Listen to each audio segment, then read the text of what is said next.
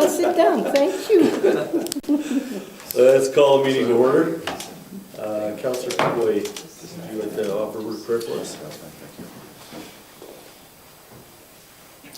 Dearest Father in heaven, we are grateful to Thee for all of the many blessings that we have in this fine location of southern Alberta. We're grateful for the moisture. We're grateful for the safety in which our citizens have driven cautiously and prevented injury to themselves and their neighbors. We are mindful that we are watched over by Thy protective hand, and grateful for that.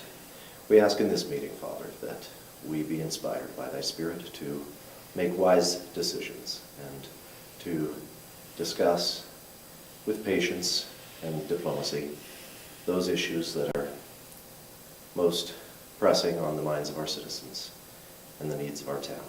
We ask for this guidance in the name of Jesus Christ. Amen. Amen. Amen.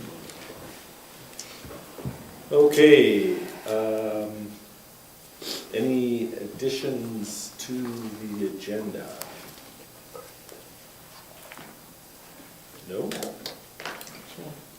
Motion to approve the minutes. The agenda first? That'd be great. Okay, all in favor? Can we also get a motion for the adoption of the minutes from the 5th of November? Any discussion? All in favor? Okay. To get my computer to work here. Amen. I already pushed it. I'm getting the vibration is all I'm getting. On the top, Dennis. Top That too. Hold it down, just hold it down. Learned that last night, 7 o'clock. Okay. For Okay, minutes that's it. was... All right. Oh, now you're... Oh. Here, we go with him for a second. Okay. Comes with age, Dennis. So we have no delegations tonight, so that'll be nice. No, it's doing it. For 6, business arising out of the minutes. Anything more? Great, we get to get into the good stuff quick tonight. So 7, new business. Now we were going to move the budgeting down a little bit farther, correct? Okay. So we'll take a look quickly at the financial indicator graphs. Did everybody get a chance to look through those? Any questions, concerns? I am wondering if, as a new council, it would be wise for us to have a little bit of an explanation of the different graphs that are there, to make sure that we understand them. Is that something you want to do, or something that... If you'd like me to, I could potentially give you a brief overview, but I think it might be more helpful for you to just ask questions about those that didn't make sense to you. If you needed an explanation, let's say about the equalized assessment or something like that. Right, that's what I was thinking. I was thinking more in terms of the equalized assessment and where we stand in comparison of the median and Sure. the range. Yeah, equalized assessment basically is a formula that is used by the province to create a level playing field for assessments, because there's some have and have not municipalities within the region, within the province. So if our assessment was not keeping up with market, or if the market was slower than our assessment in high growth areas, what they try to do is, there's a formula there that creates an equal playing field. And then from that, we have certain requisitions that are allocated to us based on equalized assessment. We have Home for the Aged, so our Chinook Foundation requisition is based on equalized assessment. The school tax is based on that. And as well, our MSI grants are calculated using a portion of the formula is to do with the equalized assessment. Okay? Councilor? So are these graphs available then to all the citizens of Cardston? Normally you can get them through We can- municipal affairs. Yeah, they can be accessed through municipal affairs if someone is interested. The only caution I would have for you is, these graphs are a snapshot in time. And to just simply look at the data at face value, by not understanding what makes up that data sometimes and the anomalies, can create a bit of a different outcome than maybe perhaps if you really understood the data.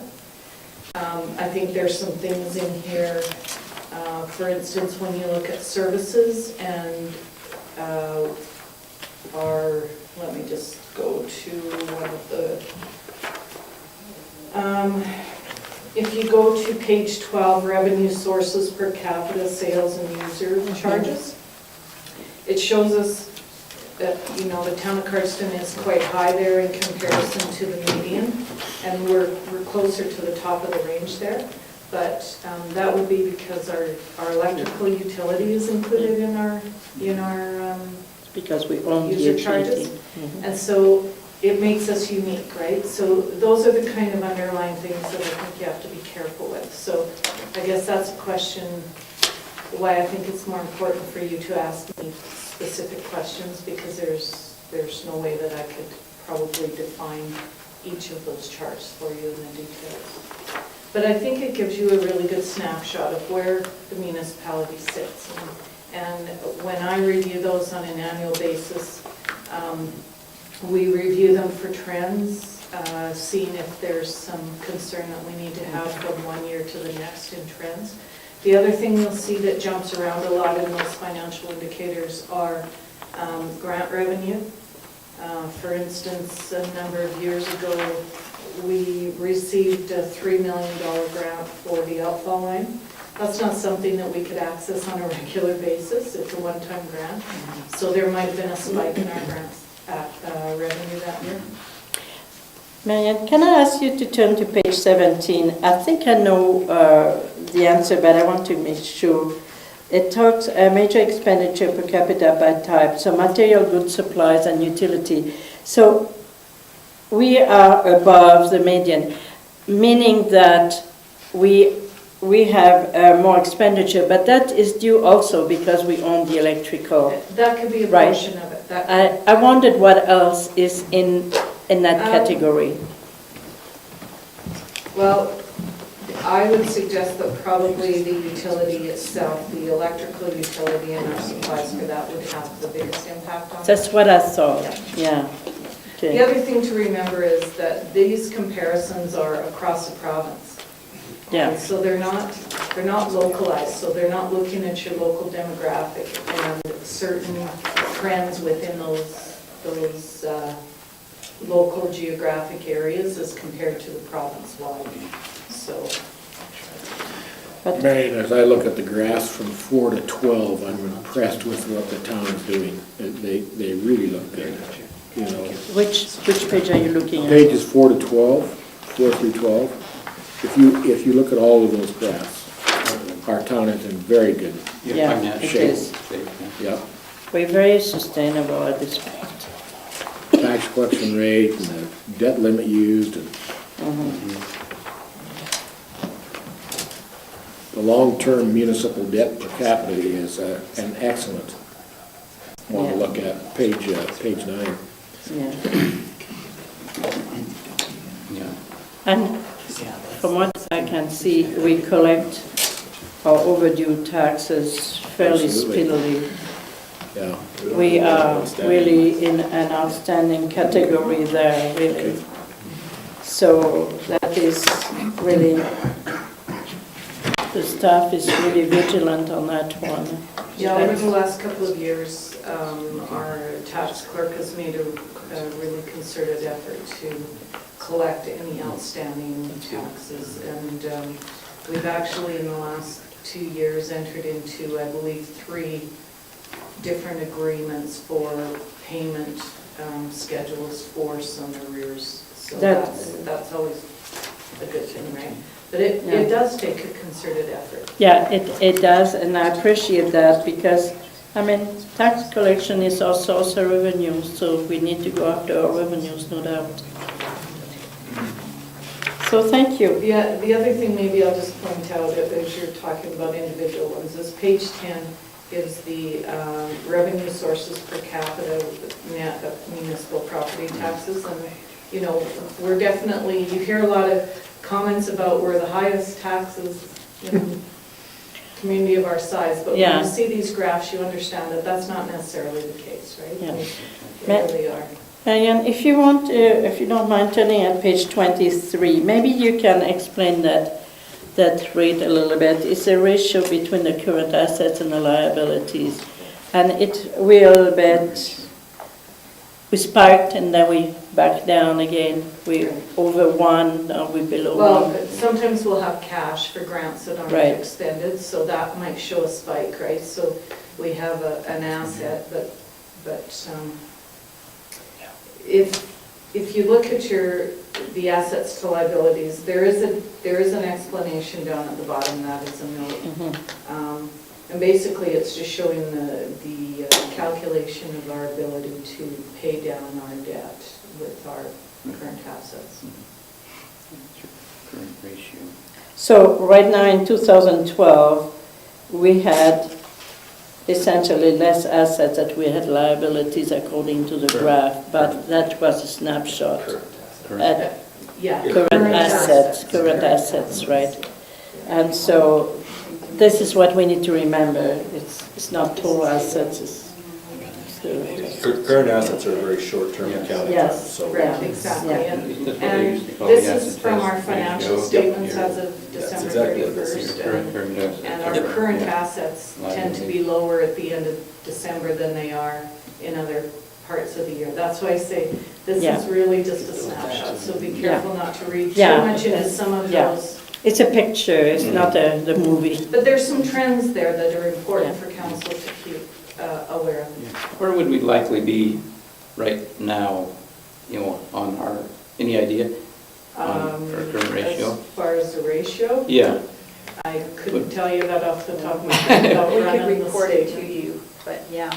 mhm. But those monthly statements that you get, Yeah, you know, it would be the short-term investments plus Mhm. what's in the bank. right, yeah, As so, opposed I to the mean, liabilities.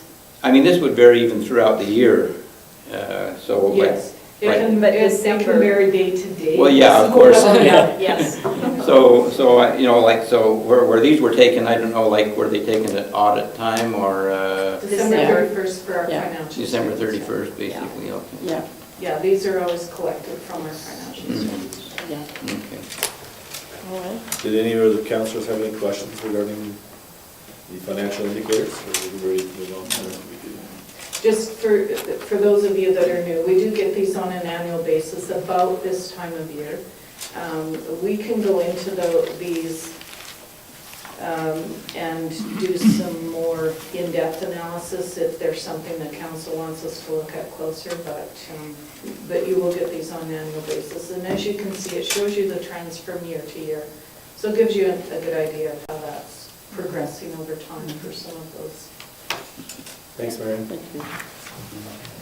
All right, next up, we've got the public sector pension reform. If you had a chance to read through that, there's some interesting things in there. Not a lot that we can do about it.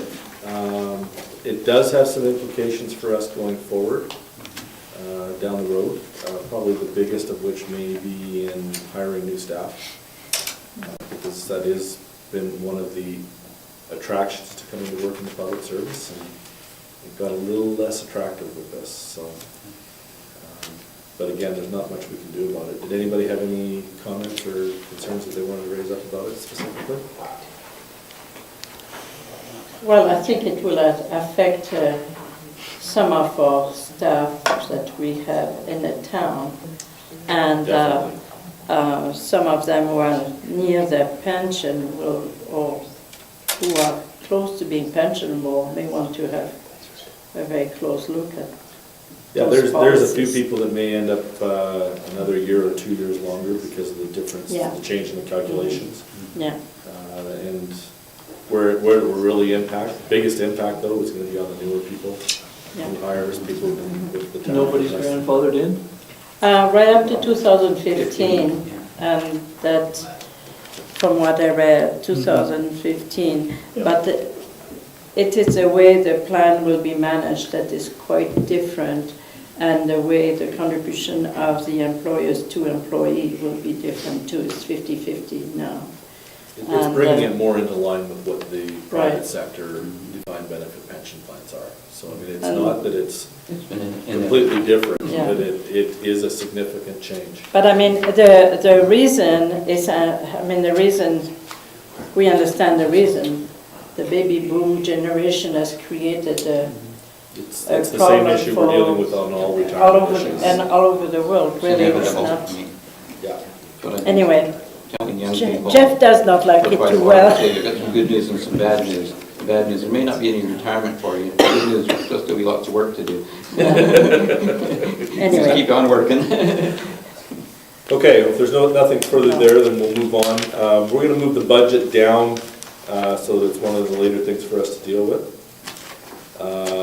So we'll go to 7B, Economic Development and Tourism. And specifically, we have a request from Councillor Bengry. Did everybody get a chance to review that? And Councillor Bengry, would you like to Trying introduce that one for us? to catch it up on my screen. Basically, what I'm concerned about is the fact that we've got two flavors with South Grow and with Southwest, which is an REDA, right? Southwest is one of 13 REDAs in the province, and how should I put this? Southwest does a lot of tourism, as far as I'm concerned. South Grow does the industrial. You know, they're pointing more at the industrial concept. Southwest is in our area. South Grow is Lethbridge, East, and so forth like that. When we were a member of South Grow, when I was attending South Grow, I was very much concerned that we had a lot of interesting concepts that we put to South Grow, and we were never chosen for those awards. It all went to the city of Lethbridge, and you can understand that. They probably got one of the best economic development officers in the whole country, and everything east of Lethbridge. And then there's been concern that council said, hey, well, what about Pincher Creek with Southwest? They're dealing with Southwest with Pincher Creek and Crow's Nest Pass. However, there's some components here that we need to look at with Southwest and South Grow. And one of them is the business licensing. They have a regional license which costs $80. $20 stays in the town, $60 goes back to Southwest Alliance. But that allows our businesses in this town to buy a regional license to do business in Fort McLeod, Pincher Creek, Crow's Nest Pass. It saves them buying individual licenses to be able to do businesses in. Now, I believe when I was on council last, there was 18 or 20 of our local businesses that had regional licenses. I think Jeff might have that list. Yeah. Jeff, have you got a list of that? Yeah, go ahead. And so that allows those businesses that we are helping to maintain, go out and do their business in this region and not have to buy an individual business license for every community they serve. And one of the big ones is Chief Mountain Gas Co-op. Now, for them to do business in Fort McLeod, they'd have to go over there and buy a Fort McLeod business license. It'd probably cost them $200. Go to Pincher Creek, cost them another $200. I'm just using figures. But if we're a member of that, they can come here into the town office, buy the regional license, and go out there and do business and not have to buy another license. Now, I know multiple businesses in town that like that concept, and I think we need to look at that concept just for that business license thing. Go ahead, Marian. We looked at that, South Grove, Southwest. When that was presented years back on council, there was a certain amount of money that had to be paid to be member of Southwest. And that was $3,500 or something like that. $1 per capita. It was about $3,500. South Grove has kept their fees at 35 cents per capita, even after the financial difficulties. And South Grove is now no longer in a study mode. South Grove is now in a marketing mode. So we're marketing the region. And Lethbridge is no longer part of South Grove at this point. They've gone solo. And so we have managed to get grants, sufficient amount of money, to be able to function and to have tremendous studies regarding water, regarding renewable energy, and regarding the marketing of the region right now for 35 cents per capita. And it might not come back to the town per se, but it comes back to the region. And if you look at it, you will see there is quite a bit of marketing that's being done there. Now, Southwest, fair enough, we had a councillor maybe was not as active as could have been when he was on in that committee, and so we might not have received back the proper information. I grant that to you. It's quite possible that when we made the decisions, we might not have seen the value of being part of that organization. But having said that, we also looked at how many tourism dollars we have in this town in our budget, and how much Jeff could leverage with what he had, and what Southwest was able to do for us. And when we compared the two, we found out that we could do more with the dollars we had in the town and the leveraging that Jeff was able to do in order to meet our need. Now, as for the business licenses, that was the part that created a little bit more difficulty for us all. But Jeff may address that. I think your number, it might be a little high, 18, I think we had about 10 from what we said that we're actively engaged in a multiple area beside the county. There were some that were directly working with the county and vice versa, and some that were more outside of the county boundary, and that was about 10 of them. Now, the problem is, and it's maybe a question that we need to look at as a council, what do we do? Do we, in one way, subsidize the businesses in order to do business? Because we pay $3,500 for them to be able to pay $80 license to do business in multiple towns. So that's really what we're doing. So even if we had 20 businesses that could benefit from that, it's $1,600. But it costs us $3,500 in order to subsidize them by that amount of money. And so that's a question we have to ask ourselves. A business normally has certain expenditure that are able to pass on to the customer, right? Normally that's the way you do. We were in business, when you have expenditure, you build it in your product.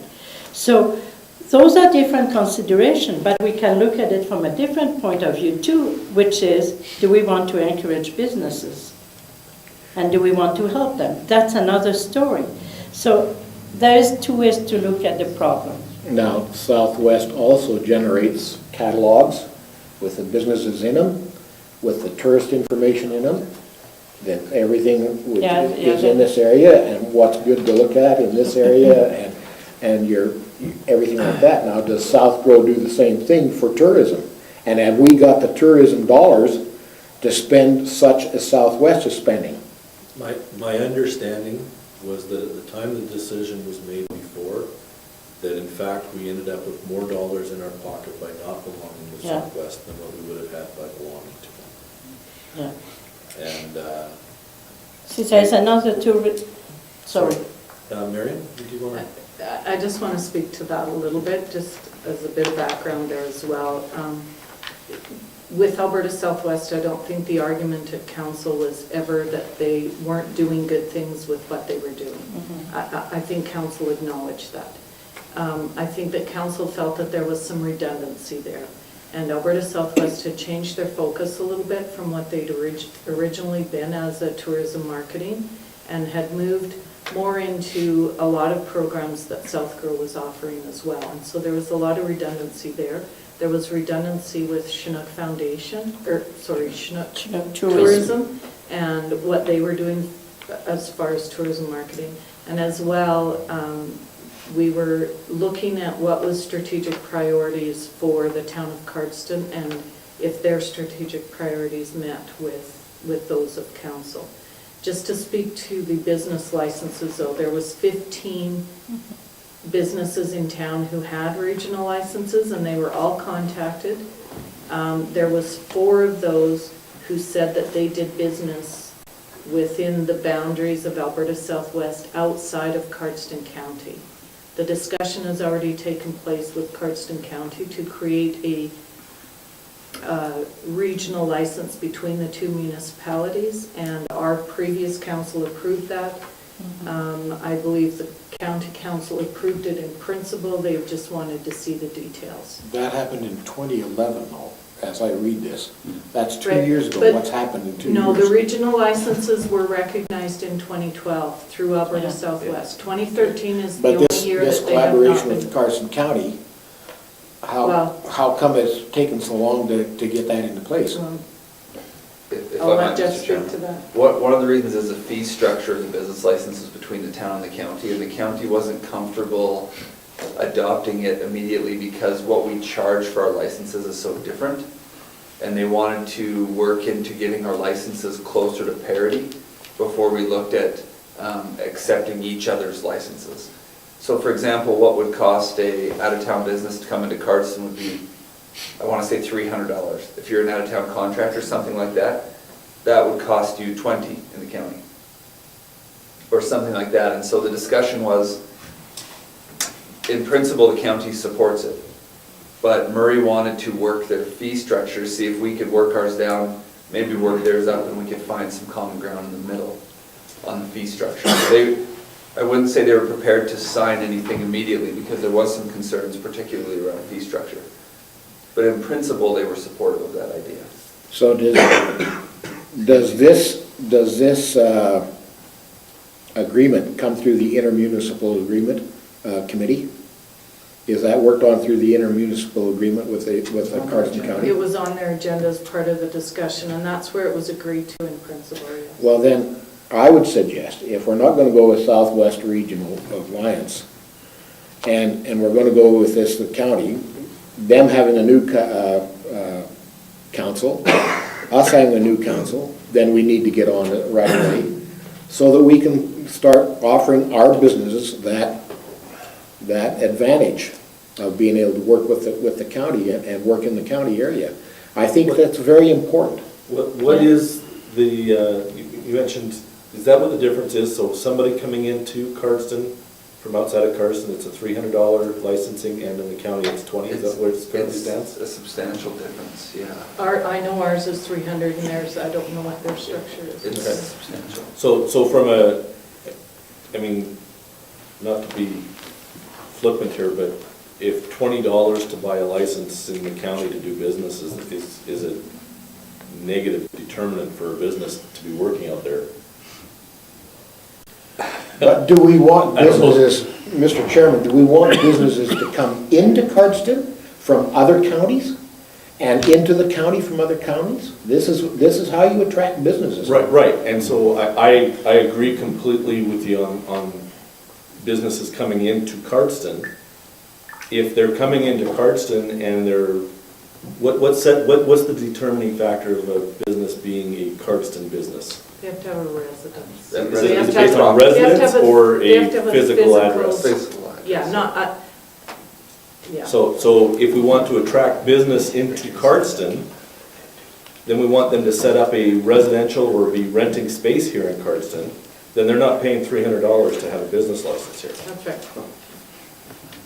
It's like 50, right? But if I might, we I will think start we that should, conversation. I've yeah. requested an intermunicipal meeting with Murray. I haven't heard back on a date yet. Yeah, I think it should be But put on we'll the get that agenda. back on the agenda. I think it's a good and see idea. if we can work through the Now- details. I talked to Ben Thornton last week, and it's way too late for us, if we decide to go with Southwest Regional, it's way too late. They've got their catalogs, they've got all their information all done. And I'd be willing, more than willing, if this council wants me to go and sit in on their board meetings and report back to you what they can do for Cardston. And then in 6 months from now, if it's time to look at a membership, then you've got the reports, if that's what this council wants. I'd like to speak to this because I kind of went through that. And, when I look at the map and, all of the South Grow is east of Cardston, all of Southwest is west. We're right in the middle. I see there's two other municipalities that are in both, Cardston County and Claresholm are in the overlap. And, the rest, I'll just read them quickly.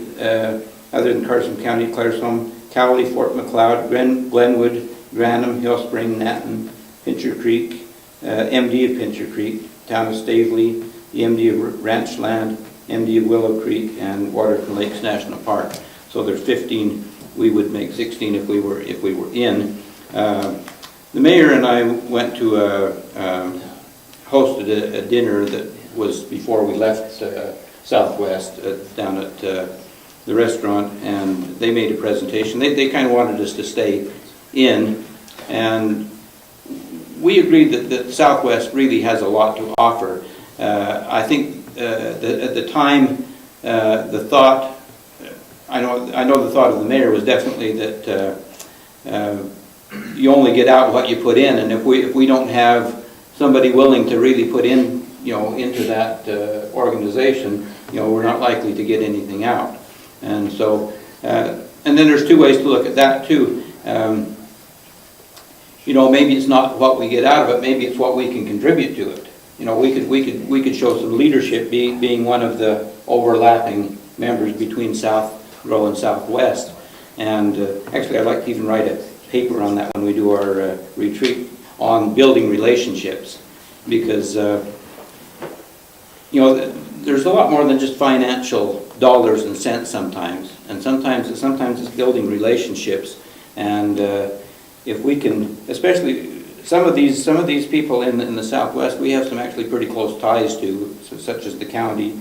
Glenwood and Hill Spring, we're already working on an shared services plan with those.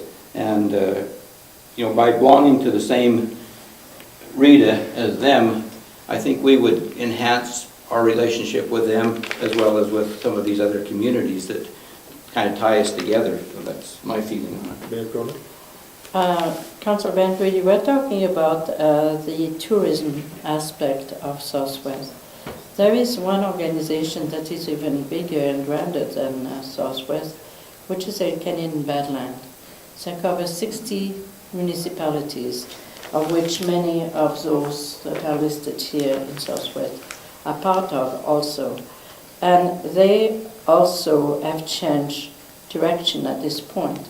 They're no longer in programming, in education. They're now in marketing also, marketing tourism in a grander area, the big area that the Canadian Badland represent. So I think if we look at one, we should look at both and start to decide, okay, where is it that we get the best return for dollar? Yes, there is an important aspect of relationship, but there is also an aspect, a financial aspect for us, which is a return on our investment. So I think maybe we have to have a discussion that's a little bit bigger than that, and Jeff would have to be helping us with the tourism dollars that is being spent in our town and be able to help us to understand the big picture. I think we need all those aspects before we can really make any decent decisions.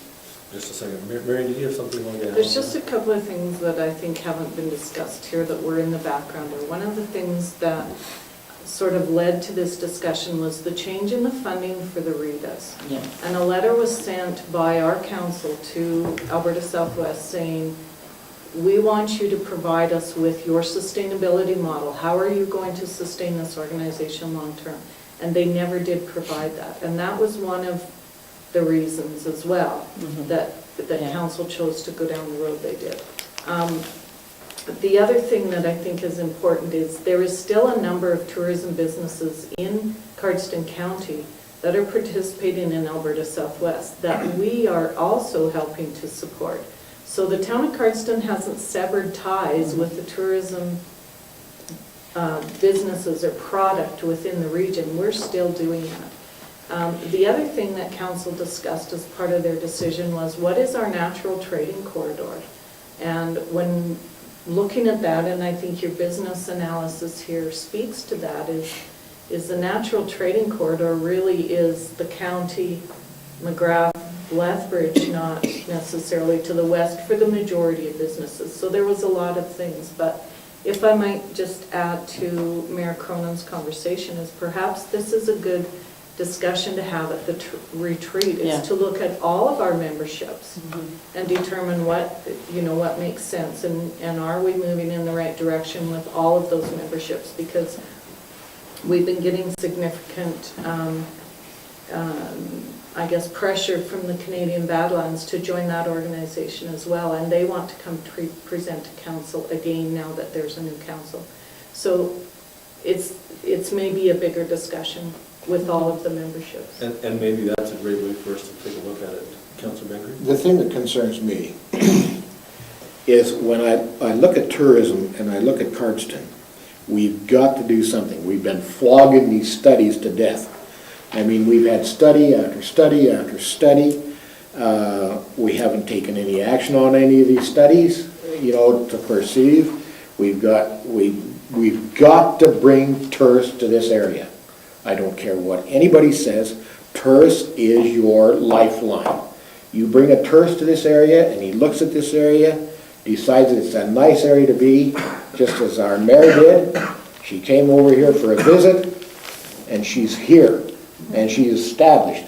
We've got to bring tourists in here, and I don't care what organization it is, whether it's Canadian Badlands, whether it's Southwest or South Grove. We've got to stop flogging this thing to death and make a decision who's going to bring tourists to Cardston.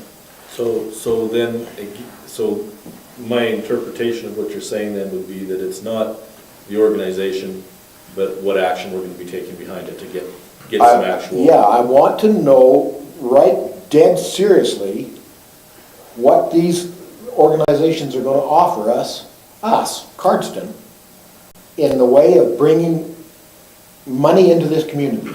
Would it be of value then for us to arrange to have the Badlands, to have Southwest make a presentation to us to basically answer those kinds of questions, what they're going to be providing to us, what we're going to see, and what kind of actions we could see from that? See, we had a presentation when I was on council before from the Badlands, and they were totally brand new.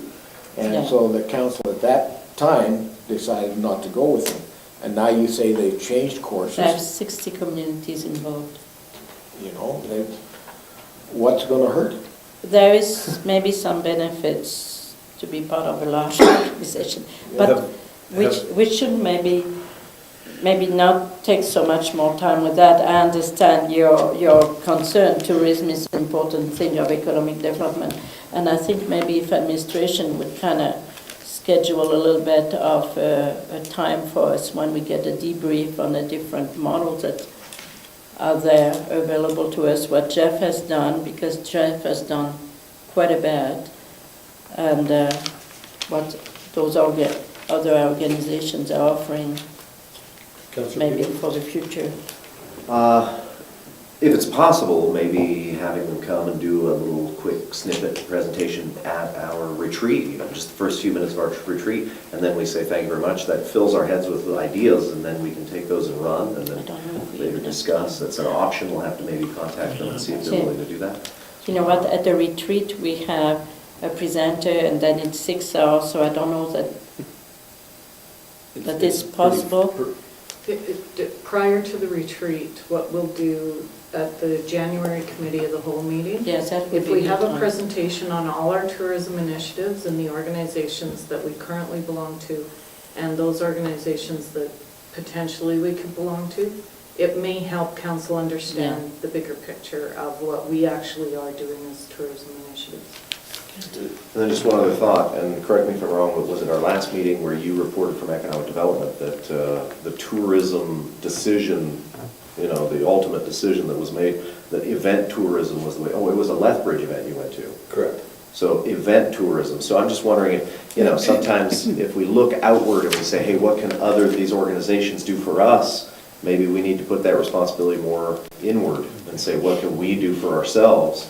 And we need to start looking more at this event tourism. I mean, it's a proven fact that that's the way to go, that's the way to build it. And maybe there are people, you know, I'm hearing about locally, live in the town, that are thinking about bringing things here. Instead of funding these organizations to help us, maybe we fund these citizens to get these events going.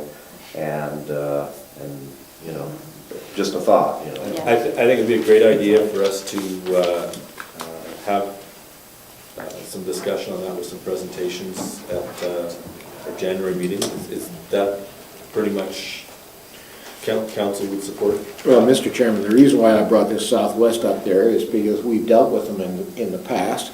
I know there's some redundancy with a council member that was attending the board meetings, you know, and I'm just wondering if the reports were coming back to the council at that time of what they could do for us. This is the reason why I brought this up. And I know from conversations with Beth Thornton, what they are doing presently. You know, I haven't seen any of their material, but I'd like to see some of their material and stuff like that. And like I said, my offer is still open, that I will attend the board meetings and report back if that's what this council wants. Okay, my thoughts initially on that are, is that something that council would like to see? And if he wants to do it as an initiative, just take the initiative and do it. I mean, I'm okay with doing that. I mean, it's you know, if you're just voluntarily going to do it. Yeah. I have sort of, Marian?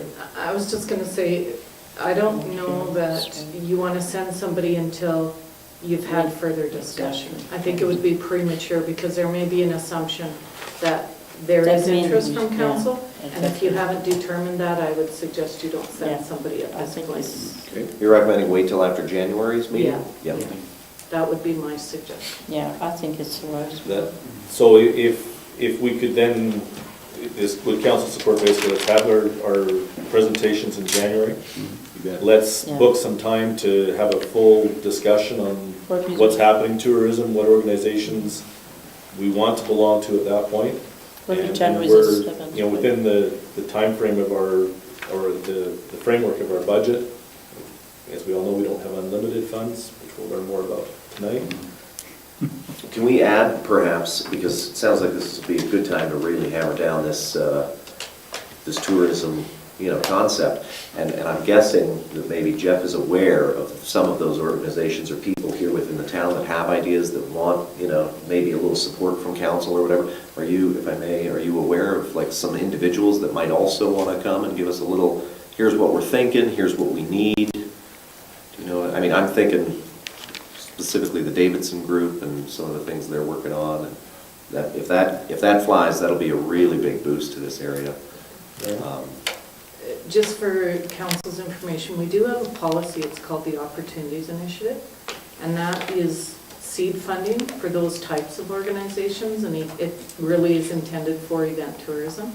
So if you are aware of individuals, please have them come talk with either Jeff or myself, because we can give them information on that seed funding. That seed funding That's is already in already place. in place as a policy. And it's good over 3 years. And I know there's a lot of information that you as new council aren't maybe aware of. There is a copy of that policy in your binder that you were given. So you might want to just look at that and see if you have some individuals that might be helpful for. So if we could work on that basis, then we'll basically ask administration to put something together for us for our January meeting, and then we'll go into a lot more detail on that. Okay, thank you, Councillor Bengry. Thank you. Did we have South Grove next on Okay. the agenda? I can just talk to it for a minute and then maybe Jeff can help us a little bit.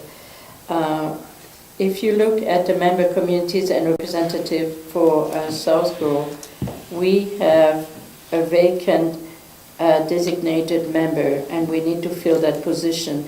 That is again for voting privileges Correct. at the AGM. So when I spoke with Jeff, we had Jeff Hagee Used to be Jeff Hagee. used to be the vacant designated member, and you were going to kind I of couldn't, talk. I haven't talked to him. Okay, all right, so Is it here used to is be- where we are. It does not need to be a councillor. It can be someone else in the community, a member at large. We had a member of the organization here of the town that was there, was Jeff Hagee. So if Jeff still wants to do it, we can leave him as being the representative, but because it's a vacant, I don't really know exactly what's going on. Jeff? Yeah, the only thing I wondered is if his term has expired. I think it's been 4 years, Okay, so I think that's why, I think he's done. okay, it's done. So in that case, if you know of anybody who might be interested in belonging to an organization like that at large, Just so council's aware, because I don't know if everybody is, the purpose of this is that if our assigned person isn't able to make it, and we just send somebody else, they cannot vote. yeah, so we need. It is a fairly important Yeah. role to fill. Yeah, Marian? Yeah, sorry, Jeff just had a suggestion, because we have those names of economic development tourism members. Right, That were maybe approved by somebody council, there may be one of those who that is would be interested interested. in sitting in that position. I think that Perfect. might be a great place to look Okay, for. we'll look Okay. at those names and make Yes. contact then. Yes, sure. Thank Great. you. Thank you very much. I didn't realize that we had a vacant position now. Yeah. Okay, did we want to do correspondence before the budget so we can finish off on the budget? Anything from the correspondence that council had any questions or wanted to discuss in more detail? I thought this information from Slave Lake was interesting, and they talked a lot about communications. And Yeah. what I wondered as I was reading this is if a copy of this was made available to our emergency services people to look through, to our solid waste people to look through, so that they would have an understanding, because these were all people that would be involved in some kind of a major disaster, and if we could somehow share some of this information with many of the other stakeholders in the community that would naturally be involved if something like this was to occur in our area. Okay. Did we get a full copy of the report? Have we seen a full copy of the report? I only received 3 copies, so if you want to actually read, but there is a report online that you Yeah, can look it is at. online. Yeah, I've looked through it online already, so Like that 45-page one? that would be the big one, yeah. Yeah. Read it all. Okay. And what- All right, and then, just for information purposes, We didn't get a grant. we didn't get the grant that was applied for, which I believe was targeting for our slide and water slide and stuff, so we'll have to, at some point, look for, yes, Jeff? If I might, we kind of knew on that one, our chances weren't great, but we thought, no guts, no glory, right? All right, Okay. You miss all the shots you don't take? Yeah. okay, and then the final one is just the letter from the SPCA. All right, we are to the fun stuff of the evening. If we could have Marian come up and walk us through the budget information here, that would be, I'll turn the time over to you. All right, thank you. The budget document that you have in front of you, what I'm going to do is I'm just going to go through the changes that we made from the previous presentation. Now, there's a couple of items on there that weren't marked for yours, so I'm going to just give you the account number on the left-hand side and have you look at it. And I'll give you an explanation of all those changes. And if you have any questions, let's ask them as we get to that item, okay? So hopefully I'll give you a good enough explanation, you won't have a lot of questions. So the budget that was put in front of you for your agenda package is a balanced budget for 2014, 15, and 16, which basically just means that the revenues equal the expenditures. As we discussed at the previous council meeting, we actually show our capital expenditures as an expenditure in our budget. So we have revenue, capital revenue to offset that as well. So the first change that we made was on account number 101110, which is taxes real property. And that's the amount of tax that we collect from both residential and non-residential, municipal, home for the aged, and that's it, isn't it? So that was increased from 2013's budget by $57,862, and that simply was to balance the budget. Once we made all the rest of the changes, we came to that. I'm going to speak a little bit to that later to talk about some options that we can look at there. The next change we made was in 107851, which is grants other governments. From the budget that was presented to you at the last meeting, we increased that from $5,000 up to $18,542, so an increase of $13,542. And that is because we have been given notice that we have been approved for the municipal internship for 2014, and that is in cooperation with Cardston County. And so that $13,542 would be the county's share of that intern program. The other revenue change we made is under miscellaneous and account number 112591. We increased that by $5,000, and that's just Noel looking back over previous years. And we seem to be over that 20,000, so based on actuals from previous years, that was increased. The next account is 172441, Civic Center rental. We increased that by $3,000, and that was to reflect the proposed gymnastics contract that is currently in discussions.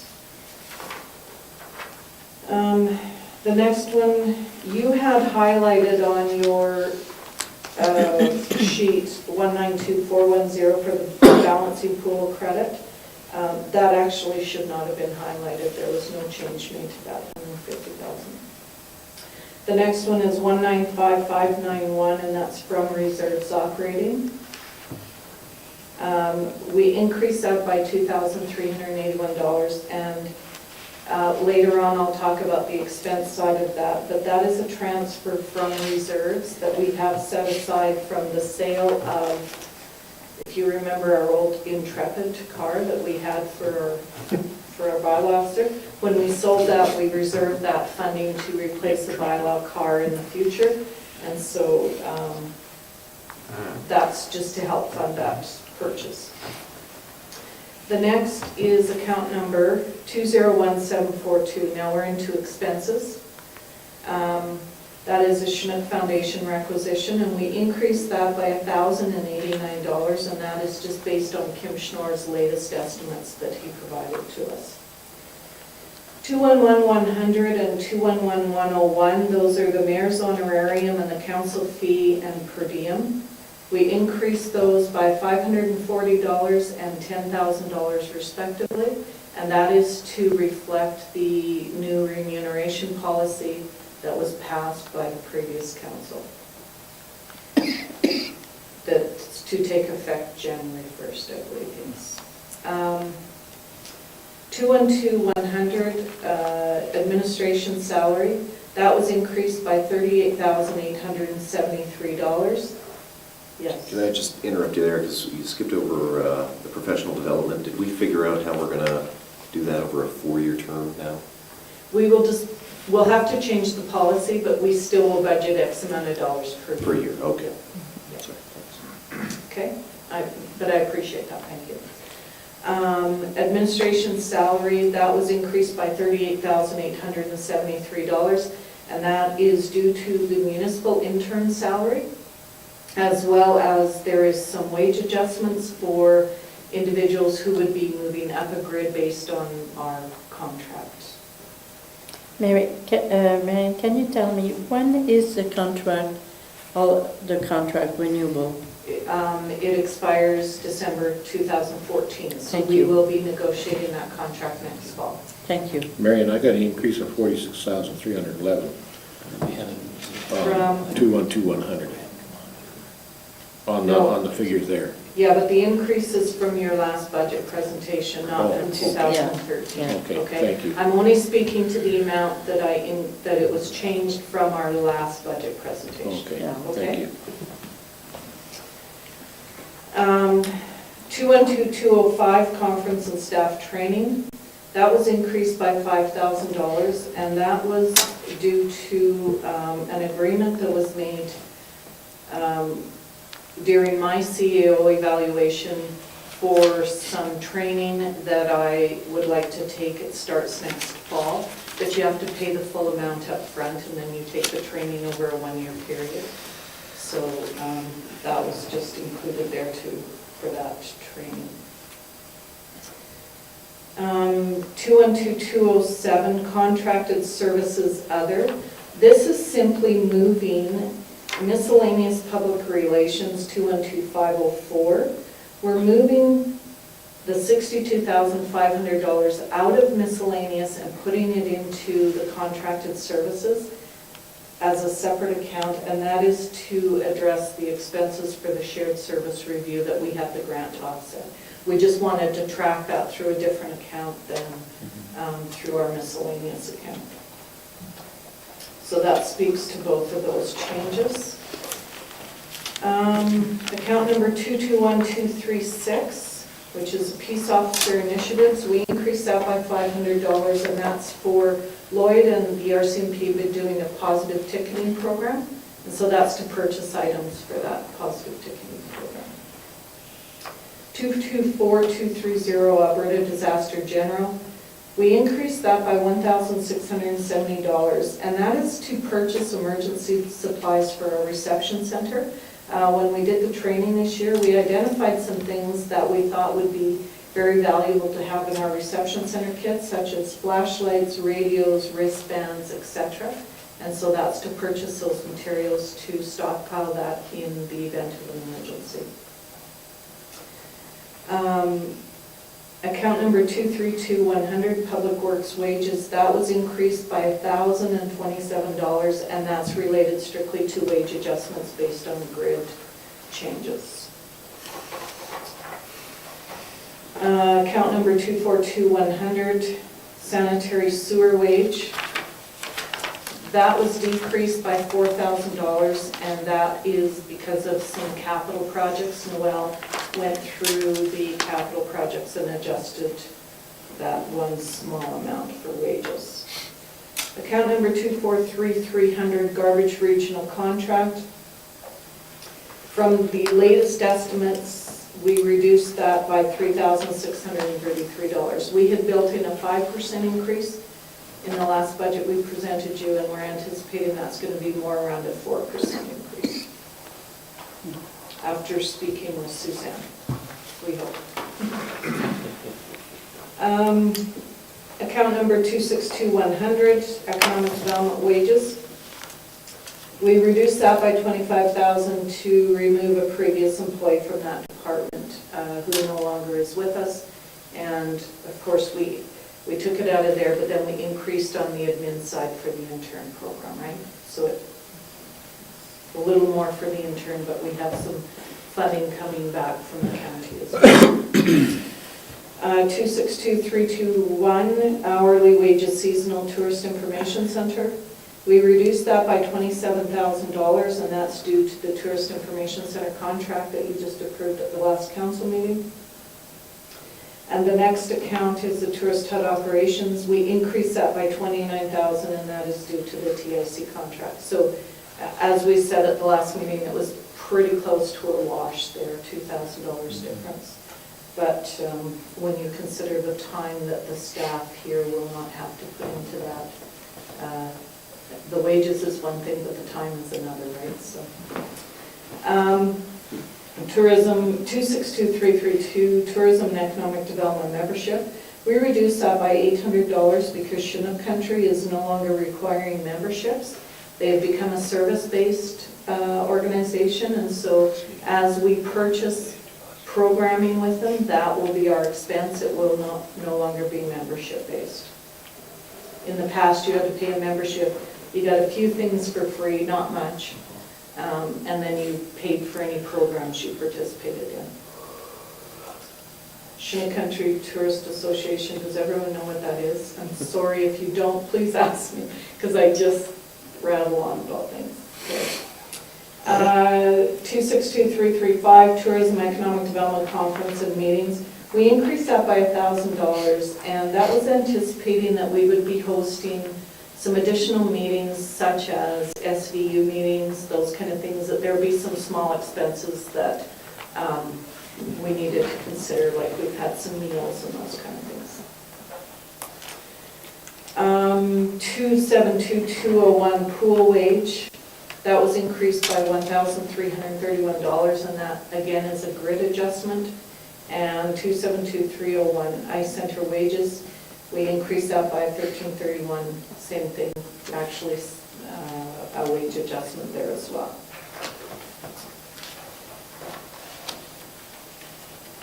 $274,052, that is the library rent general, and we increased that by $12,184, and that's based on our proposed budget that we've now received. 292,100 is light wage. We increased that by $12,375. Based on the wage adjustment, we had one of our employees who moved from an apprentice to a journeyman salary in 2013, or to a journeyman level in 2013, so that reflects their wages for the balance of the year. Marian, can I ask one question?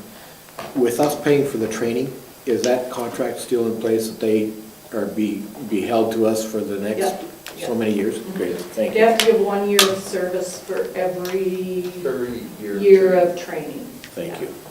So they'll be here for 4 years then?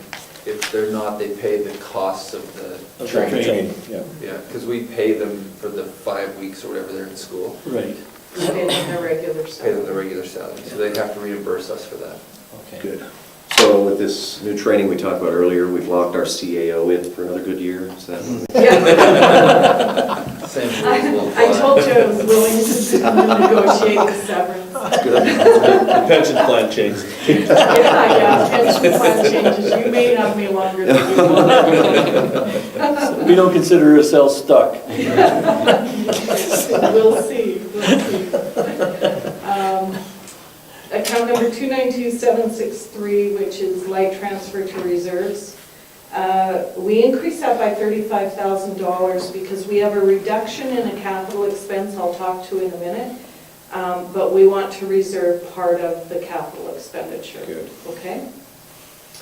And 292508 PCB replacement. This is to change out some of the transformers, and we're finding with the changeover to the 25 kV, we're changing a lot of those transformers, and we anticipate we'll be compliant. So due to budget constraints, we determined that we would reduce that by $25,000 from 75 to 50 And that was discussed at the last meeting, that was one of the areas we thought we could cut. All right, so on to the capital.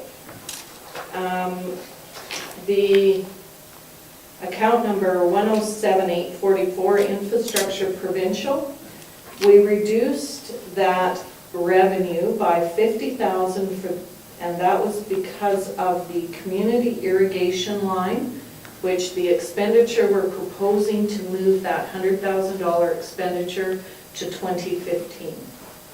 And that's to free up, if you remember, we still had a bit of a deficit at the last meeting.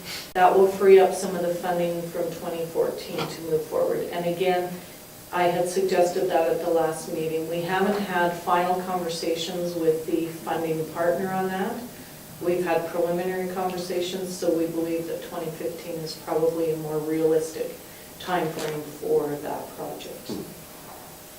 So that account, as well as 107852 grants, other capital, was again reduced by 50,000, and that is the offset for the 100,000 on the community irrigation line. 195592 is from reserves capital. We increased that by $27,619, and that is to assist with the purchase of the bylaw truck. We had some reserve funding set For the aside. bylaw officer, a new truck. I'll talk to the truck in a minute. Sorry, I'm telling you funding before I even get to the expense. So now we're into the expenses, 221762. We have increased the bylaw capital by $30,000, and that is with the idea that perhaps we will buy a new bylaw truck. As you can see, we already talked about the funding.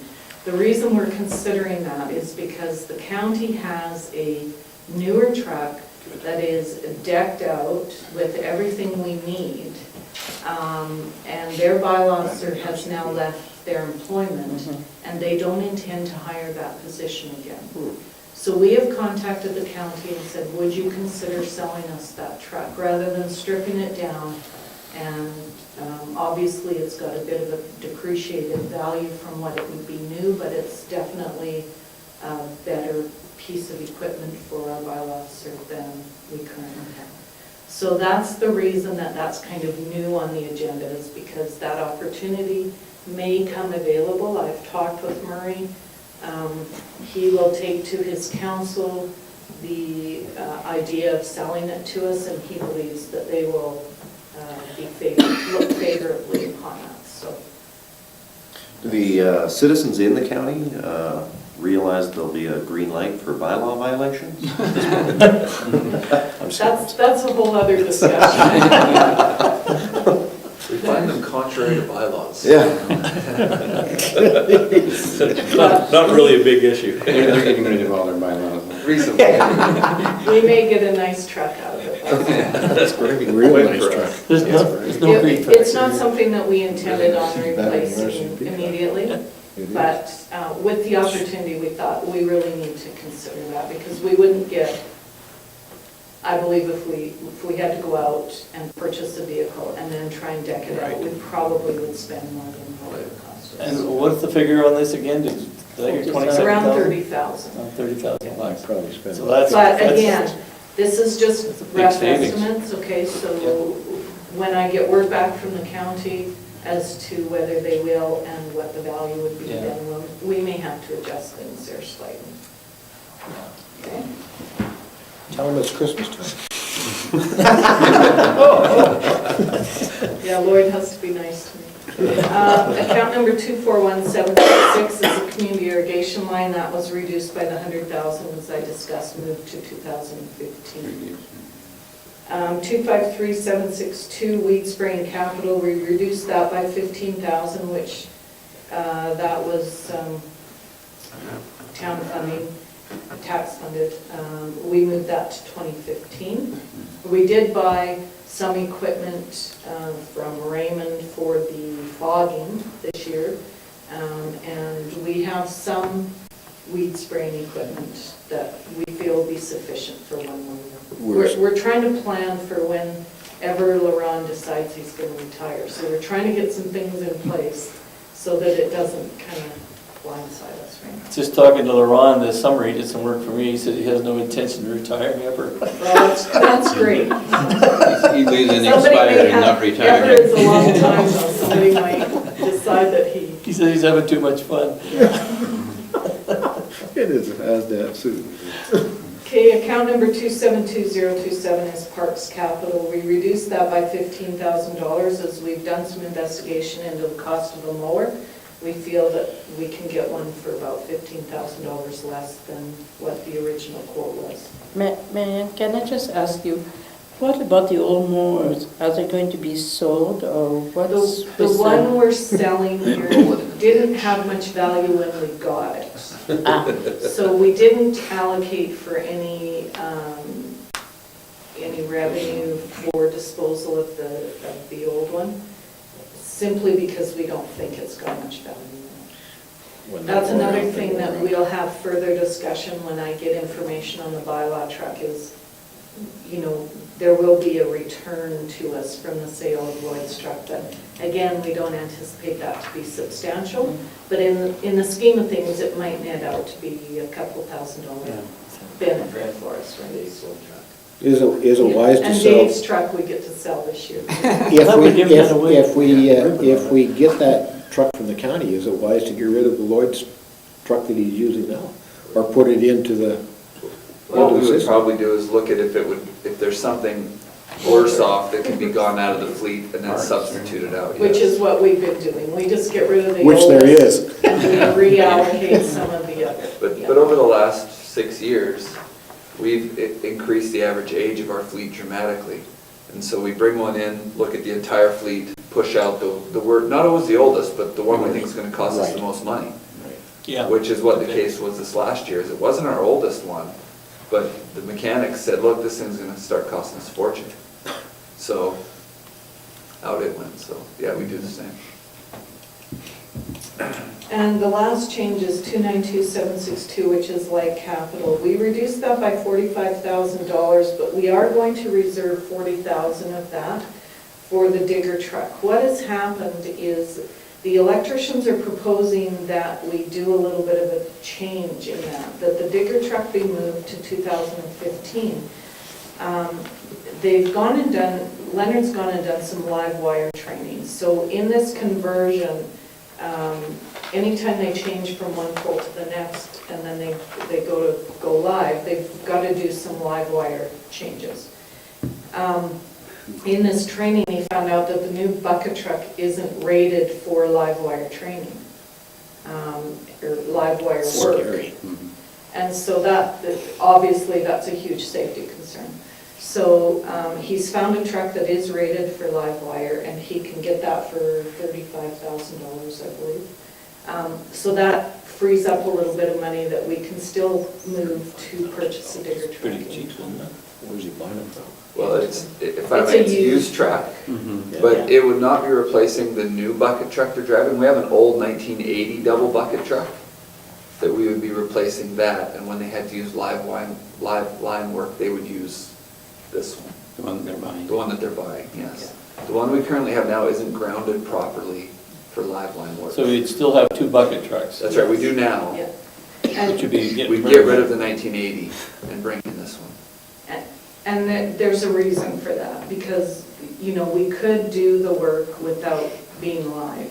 But with the conversion, there's going to be a substantial number of outages, and some of those can be for an extended period of time. And some of them affect a fairly large section of the community. And so if we've got another 4 years of work to do at the least, and then into the future as well, we felt that this was a reasonable purchase. And we can't ask our employees to do that without the proper equipment. So those were the 2 options. We purchase the proper equipment, or we don't do any live work, which is potentially quite a large inconvenience to the public. How many qualified linemen have we got on staff? 3. 3 now? They're fully qualified. Yeah. Excellent. All of our linemen are qualified now, right? They're all jury grants. Yeah, that's terrific. Marian, Yes. could you maybe tell me, if you go to 272417, I couldn't remember, what were the upgrades that we wanted to do on a building? Well, we've got to do some painting still. Oh, that's right, yeah. But also, the next big project that we want to look at is, we've got a couple of windows that are leaking. Okay. So we're going to need to do some window replacement. And then I would like to look at either painting or restuccoing the building. Some of it, Right. especially on the back here, is starting to look pretty rough. Yeah. And so we've just continued to put 50,000 in there and plug away at getting renovations Okay. done to the building, Thank you, okay? thank you. So that is the end of the changes for 2014. Now I just want to go back and talk a little bit about the amount that we have proposed for tax revenue is the 2.603, which is the increase of 57,862. Whereabouts is that? First That's the page, very first first page. account on your budget. First item, right, yeah. So it's an increase of almost $58,000 over the 2013 budget. There's a couple of things I want to point out there, though, that I think we need to discuss, get some direction from you as council. We have about $20,000 in there that would be new assessment. So it's no impact on current taxpayers. It's new construction in the community is about, we estimate around $2.some million that would generate us about $20,000. So that's for new construction. So I think, it's reasonable to leave that amount in. So that leaves us about $37,000, $38,000 that we're saying maybe we need to increase taxes by that amount. There's a couple of reasons that we're suggesting that. If we look at the changes to our revenue sources, our MSI operating from 2013 to 2014 has decreased by $83,862. So we have in this budget made up about $50,000 of that, right? Our requisitions, if we take the increase from 2013 to 2014, I'll just kind of list some of these for you. The Chinook Foundation, we anticipate, and these are all estimates, okay, except the library has given us their budget, but the rest are estimates. Chinook Foundation increase of $1,904. The assessor's contract, they're proposing an increase of $2,038. Now, I have a call into Morgan. I'm going to try to renegotiate that. I think, well, I'm going to try to get that in half. So, but he's away until tomorrow, so I couldn't have further conversation. What's his contract now? The value About is $40,000 a year. 40,000. Yeah. That's just for our community. Yes. And he does how many communities? Yeah, well, he doesn't do them alone, though. He has Yeah, I he realize has a that. staff, yeah. He's doing well. The fire requisition, that increase is $4,634. Our garbage regional contract, the increase is $2,883, which is Chief Mountain Regional Solid Waste. Our planning contract, the proposed increase is $6,315 from Old Man River. That's both.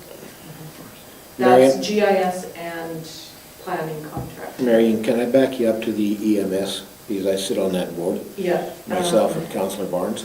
$4,634. 4,000. And that's just, we're just getting estimates, because he has not submitted a budget yet. Danny hasn't submitted a budget, so this is an estimated. That's an estimated increase? And for what reason? Do you think? Because I need a new truck. Yeah, there's some cost increase there that he's anticipating.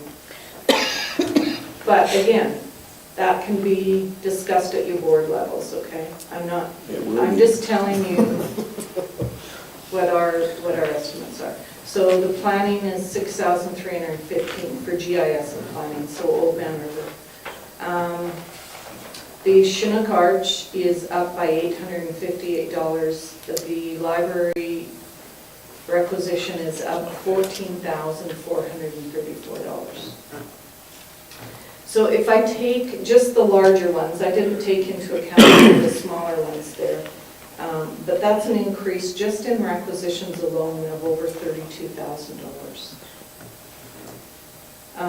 Our insurance, our estimates are an increase of $7,991 for the town's insurance policies. Well, why? Do we know why that's going up? Well, There was this event that happened. the province has allowed for a 5% increase throughout the province, I believe, and so we're anticipating that we're not going to not see the 5%. Our wages with the negotiated contract is a $38,000 increase overall. So with all of that being said, I think we're being fairly fiscally responsible in suggesting that perhaps we could increase our tax revenue by, not including new construction, by about $35,000. Which is about what, an average of a 1,250 taxpayers, so that's about $30. The total increase, including the new construction, is about 2%. Yeah. And So- 2% is reasonable. Yeah, so to be about 1.5% without the new construction. Now, we don't know what our assessment is going to do at this point, but we're talking strictly of tax revenue, okay? So this isn't necessarily taxes going up. Yeah. Can I speak? Mayor Kronen, gentlemen. I just wonder if maybe we as council should start to look at the whole picture of that idea of tax increase and look at it as some other town are doing it too, and say to ourselves, okay, if we can keep it at 2% is fantastic, but the reality of thing is that our assessment this year, it appears, is going to drop down, which means that somehow you have to make up for the difference in the tax revenue, right? But that's your So- mill, that's the That's a mill mill rate rate. that does that, so Yeah, that's I a mean, different that's a, conversation. yeah. Yeah. But I'm thinking altogether, what is reasonable and for a town like ours? What do we see as reasonable? I mean, I just wanted to add a couple more comments that I had Sure. that I think are valuable to this discussion. When we talk about requisitions, I think it's important to have the conversation at your board levels, at your committee levels, about the impact of an 11% increase or the impact of a $14,000 increase on our bottom line. We do everything we can to make that happen. So those requisitioning authorities, or those that present budgets that we have to cover through our budget, it has an impact on your tax revenue requirements. And so that school taxes aside, it has nothing, that's a whole different issue, because that's just a flow through. But I think, if you could have those conversations about, maybe we can do something a little bit different here at the committee level, so that there isn't as large an impact. If we talk about the library, $15,000 doesn't sound like a lot of money. but it is. 14,400, 14,500, let's say. But if we receive that every year, it adds up quite substantially when we're trying to. Could I just speak to that for a moment? Mhm. When they presented that budget, and I think Bill, you weren't, Dave was involved there. There was a lot of capital cost involvement, a lot of increases, and so many things were coming down the pipeline on them that they had to do, the changes on the doors, the electrical rates, all the utility rates, and now they've got a possible $17,000 fee to fix the cracks on the stucco on the exterior because it was faulty from the beginning. So it's just one thing after another, and so, you know, I told them that, you know, we need to be very frugal, very careful, and they have been with everything, and that was, you know, it was a very difficult thing to hold back because they could have gone for more.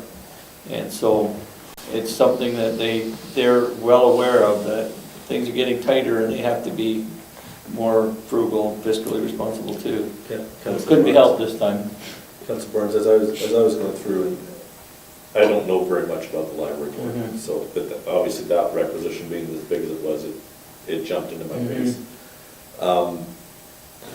When we talked about things like, for example, the door, we talked last time a little bit about what they were doing there. Were other options explored to see? Oh, they've had a lot of options explored. This was probably the least expensive way to go. And there was a danger factor leaving it where it was as well.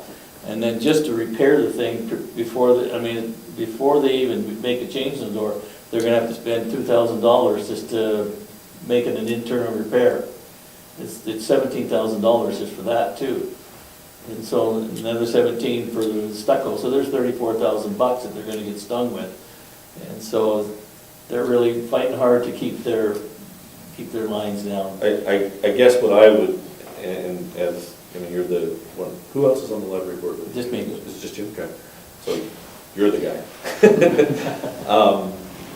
I guess my just question is that I'm not knowing it, I'm completely unfamiliar with what other options they looked at. Mhm. And I've got to think there's got to be something else that would be less than $17,000. We've looked at a lot of things, and we have a Deborah Cahoon who works for Price and Common, and she's our finance person, and she has gone through and scratched this out and that out, and she's meticulous about it. Well, I have no doubt about them looking at the numbers to say, if we do this, this is what it's Yeah. going to cost to do this. Yeah.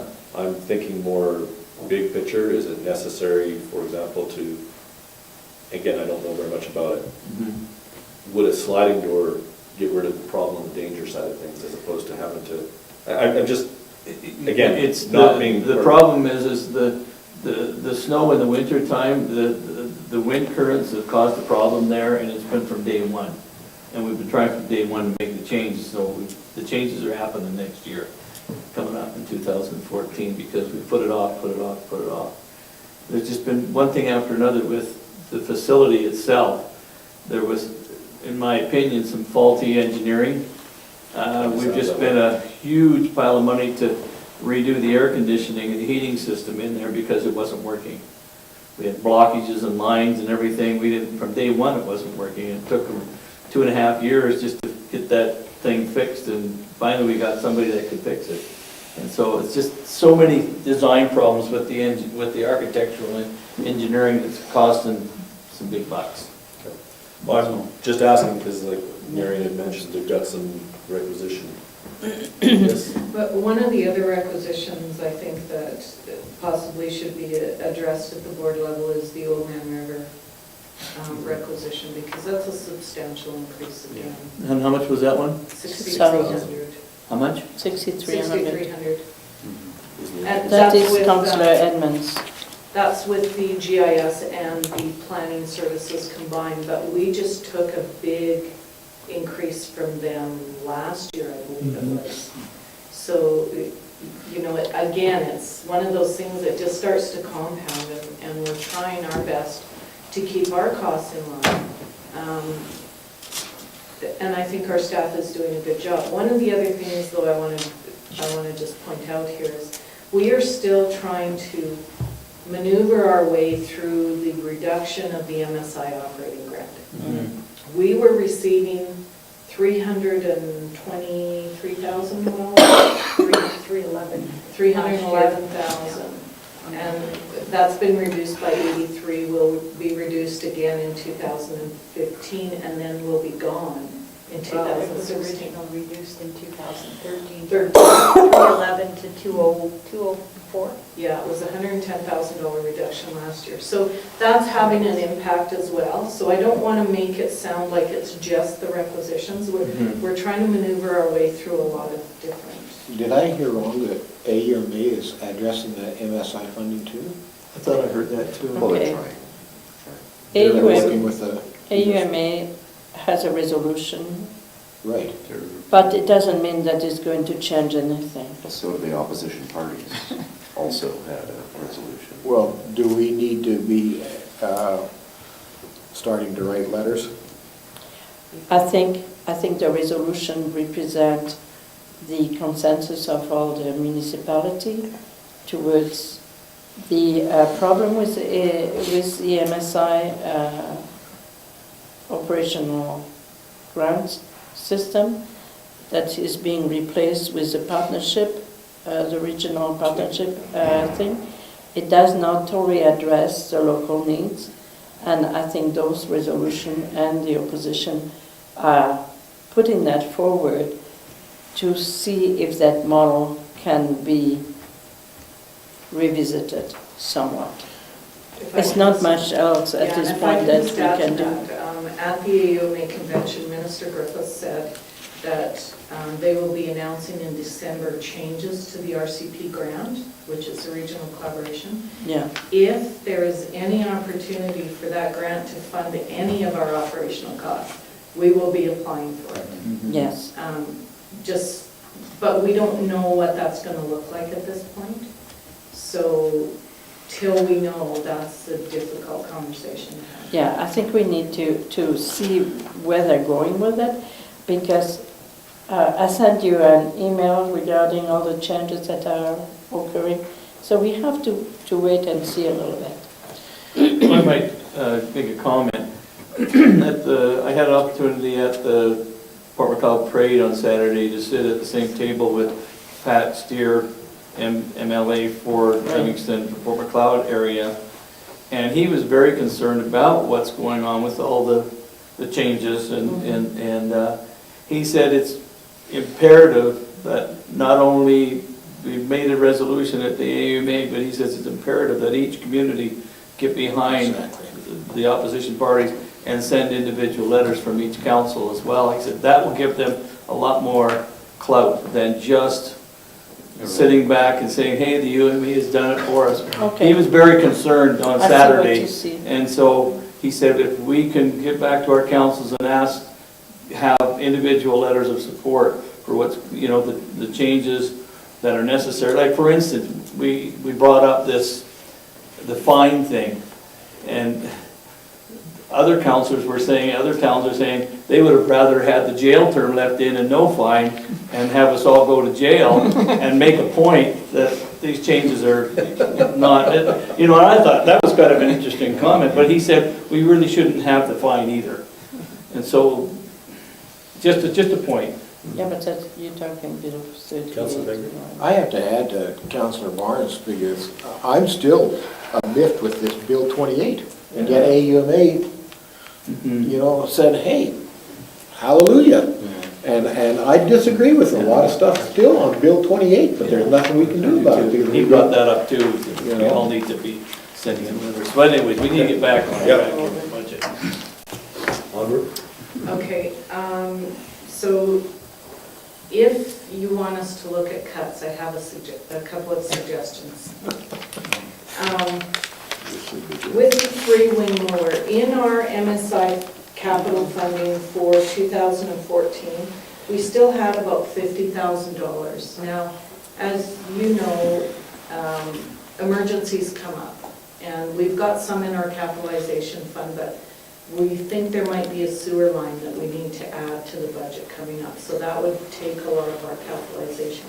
But out of that $50,000 MSI capital funding, we could potentially put an additional 25 to the three-wing mower for the Parks Department, which would reduce the burden of tax by $25,000.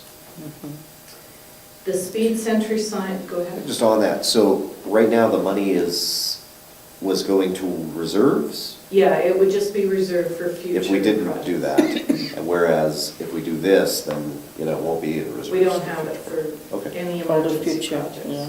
Okay. Just a thought. Our Parks and Recreation takes a lot of budget. Are we utilizing private contractors and would, you know, to our advantage over our own Parks and Recreation situation? It's not something that we've explored in the most recently. We use contractors for weed and pest control, but we don't use them for maintenance or mowing. Is it Well, something the that campground is a contract as Is it well, that's something right, that we should be campground looking and- at? and reunion center. But we still do, you know, the mowing of those areas. But is it something that we should be looking at? Is what I'm saying is maybe private contracting some of our bigger areas out? Well, we could run the numbers for sure and look at what the cost of our seasonal staff is compared to a contract. Yeah, for sure we can look at that. Is there a contractor that has a mower comparable to what we're talking about? Oh, yeah. Yeah, they're here.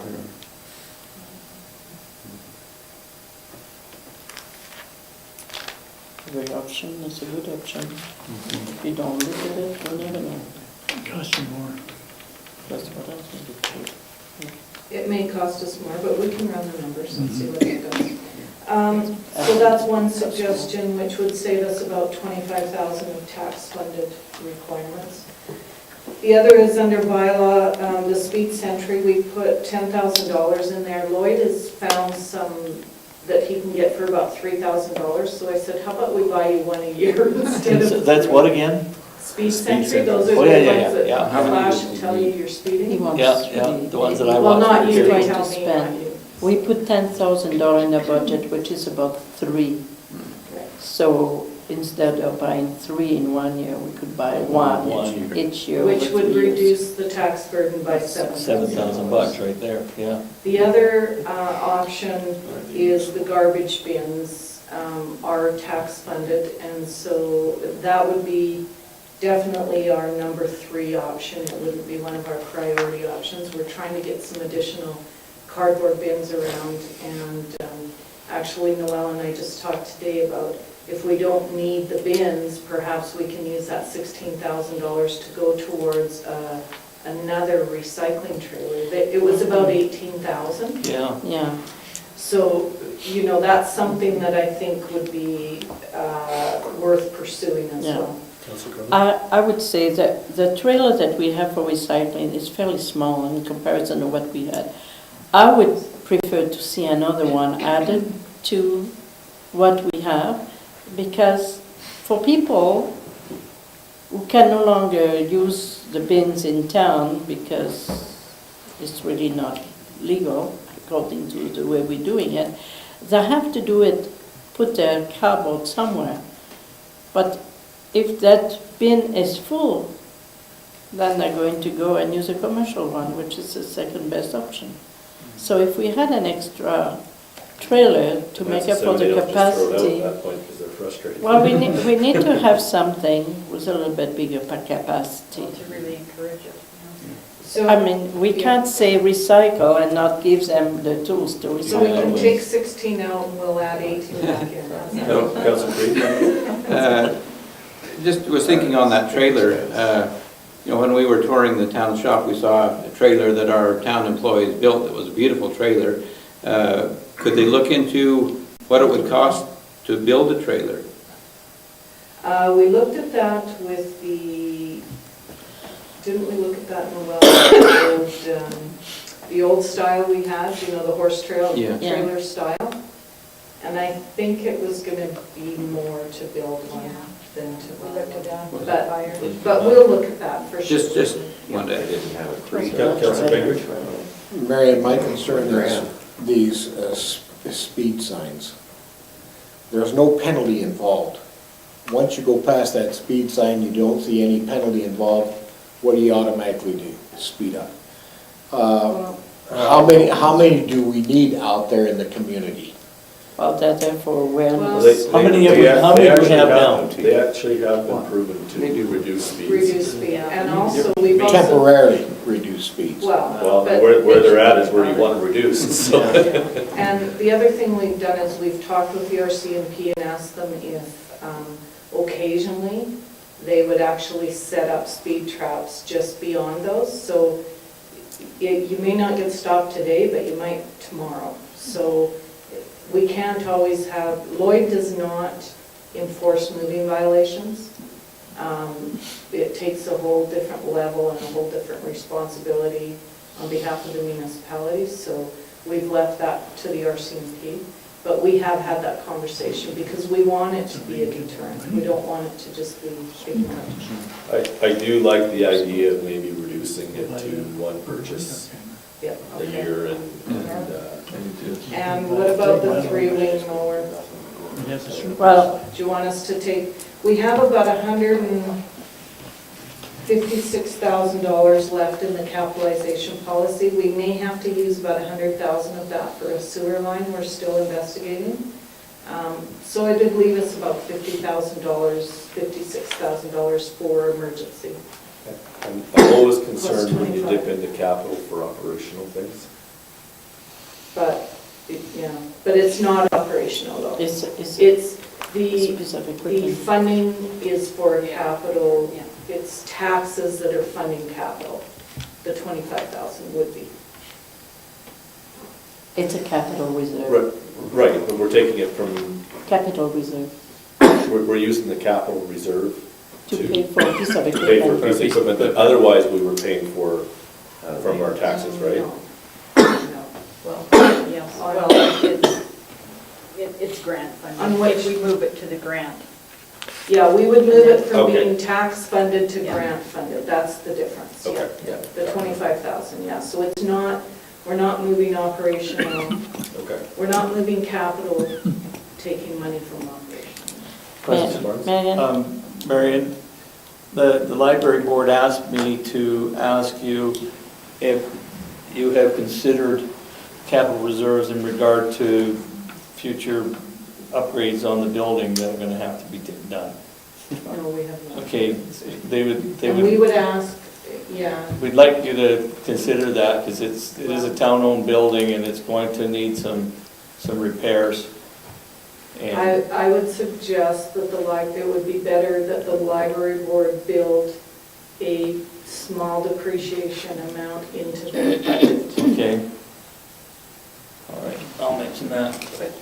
Councillor That's- Kronen? Well, we don't want them to increase it this year, Councillor, if possible, because they have some capital expenditures this year. Yeah. If they don't have capital expenditures, they should be reserving some depreciation on that building. I think if we were to take the $25,000 from your reserve, and if you say you still will have about another $25,000 left in that reserve, It's not a reserve, it's grant. it's not your a- grant, not a your reserve. grant. Okay, all That right. will utilize almost all that grant, but there was still going to be 56,000 in our capitalization policy. Right. We spend normally on Right. capital. Yes, Right. okay. So it's from your grant account. So that money sooner or later has to be expended. So if we could expand it by using 25,000, if it's a grant, it has to be spent. So Not that this is one, it has to be spent It can this be, year. no, it can be reserved for future Okay, years. all right. But that's an option that I think is worth looking into. So just two things. Those are your three suggestions. Did you have more? I didn't want to continue on this. I do, and we're getting down to nuts and bolts here, but Okay. the next item would be the additional $5,000 that we put in for my training. No, let's keep that. I could potentially put that off another year. I prefer not to, but I'm willing to do that if we No. need to cut the Nope. budget. Not that one. You want me to be smarter than I am today. so- Absolutely. Mr. Knowledge is Chairman? power. We give you That's power. not saying that you're not smart. Mr. Chairman, just take a straw You need to vote, get council smarter. right now. Yep, So, yeah, and She's still then I talked a little bit options. about this, the $2,000 we anticipate between $2,000 and $3,000 on the sale of the bylaw truck, if perhaps. But we may, like we said, we may want to keep it in the fleet and get rid of one that's only worth a couple $100. So we don't really want to build that into the budget at this point in time.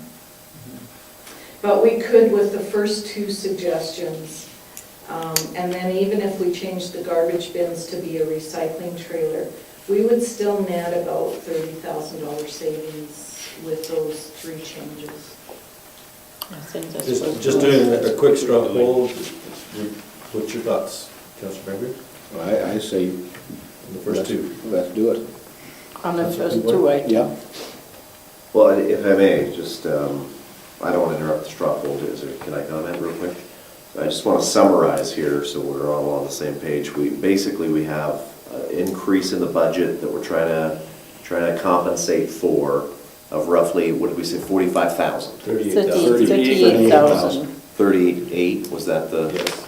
That that's was the 50. increase. We're either going to have to increase taxes Increase taxes. or decrease spending in the budget at some point, Now, when I or say do one of these decrease three. taxes, or increase taxes, increase tax revenue. Revenue. That doesn't necessarily mean increase taxes. And I think we Because discussed depending that on in how the January. assessment comes, it may not increase taxes. Yeah. Right. Well, it will somewhere. Well, Increase Well, the tax chances We are could, we're in a we could declining have economy. more new assessment than we anticipate as Yeah. well, right? But we're just using our best guess. But I think at this time, what we need to do is try to see if we want to see the tax revenue increase by 2%, or do we want to reduce the expenditure in order to have that, So- at this point, as this budget is presented, Right. as close to the wire as we can have it. Yeah. Well, if I may, I'm doing the math here, and it sounds like, the county with this new wonderful truck opportunity for us to purchase $40,000 would save a bunch. If we just didn't do that, let's say that option didn't exist, we'd have We a the balanced problem, budget. yeah. No, the bylaw truck, because we're taking most of that from reserves, so it does not impact our tax In fact, money. We would just have more left. Sorry, we have so many different sources of revenue, Right, right. but the bylaw truck is not fully funded from tax revenue. Right. Councillor Bengry? Mr. Chairman, I have to go along with our mayor, that we're going to have to address tax increases, at one point in time. And we might as well do it maybe in our January session. We can talk about it. Councillor Barnes? I think we'll have to see what the Agenda. mill rate will be, and when the assessment comes and we'll have a sense of the mill rate, then I think that conversation needs to happen. One of the things that in my own personal campaign, I found that resonated with everybody that I talked to was that the needs versus wants. We have a lot of things that we would like to have, but we would like to have 3 of these speedometer things, speed limit things, but we need at least one. So let's just go with that. Let's go with the things that we need. I think it's important that we look at those needs. And if we can reduce those expenditures by that $30,000, we get the things, we still get the things we need. Okay? Okay, so. That's my so feeling. So coming back to our straw poll here then, Councillor Peavoy, where are you at on it? So remind me again what the straw poll So the is. straw poll is basically, there's two items right at the top, we can reduce the spending by roughly $32,000. Right, so my only problem with the straw poll itself is that by discussing the straw poll, we're like taking away other options of discussion. So in other What words, other like options? reducing expenses or increasing taxes. The only thing that we're doing right now is a general consensus of what, to give the administration on what we want them to do. So we can put it in motion if you want. Okay. Councillor Peavoy, maybe to help you understand a little bit. Right now, what administration has done is to add 57,000 to the revenue, but those are not there, right? So if we don't have that $57,000 of generated revenue in 2014, then what we need to do is somewhat reduce the expenses in order not to have to generate revenues, right? So then Marian offered us different type of option. One is to take $25,000 from the grant From account taxes from grants, yeah. to be able to purchase more. And the other one was, remind us. To The only speed buy one sensors. speed sensor. One speed sentry. Yeah. And that would, Yeah, and the third option would be the garbage The bins garbage that bin. we've talked about Yeah. needing a new, Yeah. your preference would be a recycling trailer over the garbage bins. Yeah. So that actually would Would increase add by about about $2,000. $2,000. So the Yeah. net would, with Be those about three 30. changes, would net about a $30,000 tax savings. okay. So this is what we're looking at. We're really trying to get a 37,000 tax saving, but Marian is offering us a $32,000 tax saving with those three items. And that is what we need to get a consensus at. The other 5,000, well, is not here or there. Marian talks about the education package that we offered her, and I really believe that this one shouldn't be touched, to tell you the truth. More knowledge you give to our CEO, more power you give that CEO, and to do the job to the best of our ability. So that to me is one that I would not consent on cutting. The three other one, I am willing to try to do it. And a garbage bin, to tell you the truth, I think if we are going with the idea of recycling, and this is what we want our citizens to do, if you don't give them a bin to recycle properly, why should they waste their time? Yeah. So to come back to kind of bring things back a little bit, purpose of the straw poll, it's not a motion, it's just to kind of get a feeling for everybody where people's thoughts are as far as those two items go, okay? Those three items. Just Those three items. Right, but, So- weighing those three items against what? That's all I'm saying. Okay. You know what I'm saying? I mean, these all look great, of course, yeah, do these, right? But Yeah. versus Versus what? having a tax increase. Right, well, and that's what I'm saying. So I just think there's more versus, that's all I'm Okay. saying. I think that Come up with there's, some of them? there's additional areas that probably need to be considered. One of those would be maybe not buying that $40,000 bylaw officer truck. It's not- This is as an example, right? That's just one Yeah, example but out of a budget Councillor- that deals with, probably Yeah. 100,000 different things. Councillor Peavoy, the thing is with a truck, it doesn't come through tax increases. I understand. It's not really factored in. There's two different pools there. The grants can cover one thing, tax increases cover other things. Getting rid of the truck doesn't reduce our tax problem. Right. Yeah. Well, I You guess, see what I I'm was trying to using that as say? an example. No, but Okay. it's a good point. So in other words, you would want every department to go back, what you're suggesting maybe, that each department go back and sharpen the pencil even more. That's what you're trying to say. Well, that is what I'm trying to say. I'm saying. Yes, that's if what we- I think you're if- saying. If we had to, tell them that. I mean, at the end of the day, if we don't have the money, right, we don't have the money.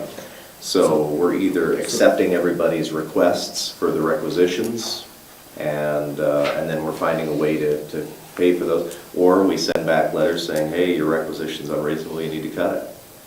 And that's so- that's a rule of each council. So that, and by the way, that's one more example of options other than these. Now, I appreciate what our CEO has offered here, is these suggestions. I just didn't want us to get limited to, oh, it's this against tax increase, because I just don't think it's that simple. I don't have a problem with any of these. I mean, I agree, Marian needs that training, so I definitely don't want to see that cut. Yeah. Councillor Bengry. We're here to also take full advantage of what we have to work with.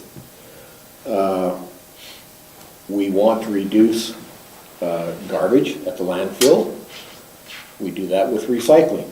So we've addressed the issue with the recycling with another trailer.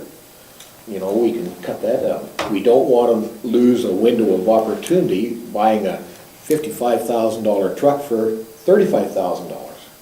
We don't want to lose that window of opportunity. Yeah. Because that's basically what that truck is probably gonna be worth if you go and set up another truck like it. It'd be worth $45,000. That's if they're gonna let us have it. If that- But if that- we need to, That's right. we need to visit it anyway. But we need to visit that. But at the same token, I'm with Marian. This $14,000 increase from the library just blows me away because it's the board's responsibility, just as administration and our town people, to look ahead of what possibly can go wrong with their buildings.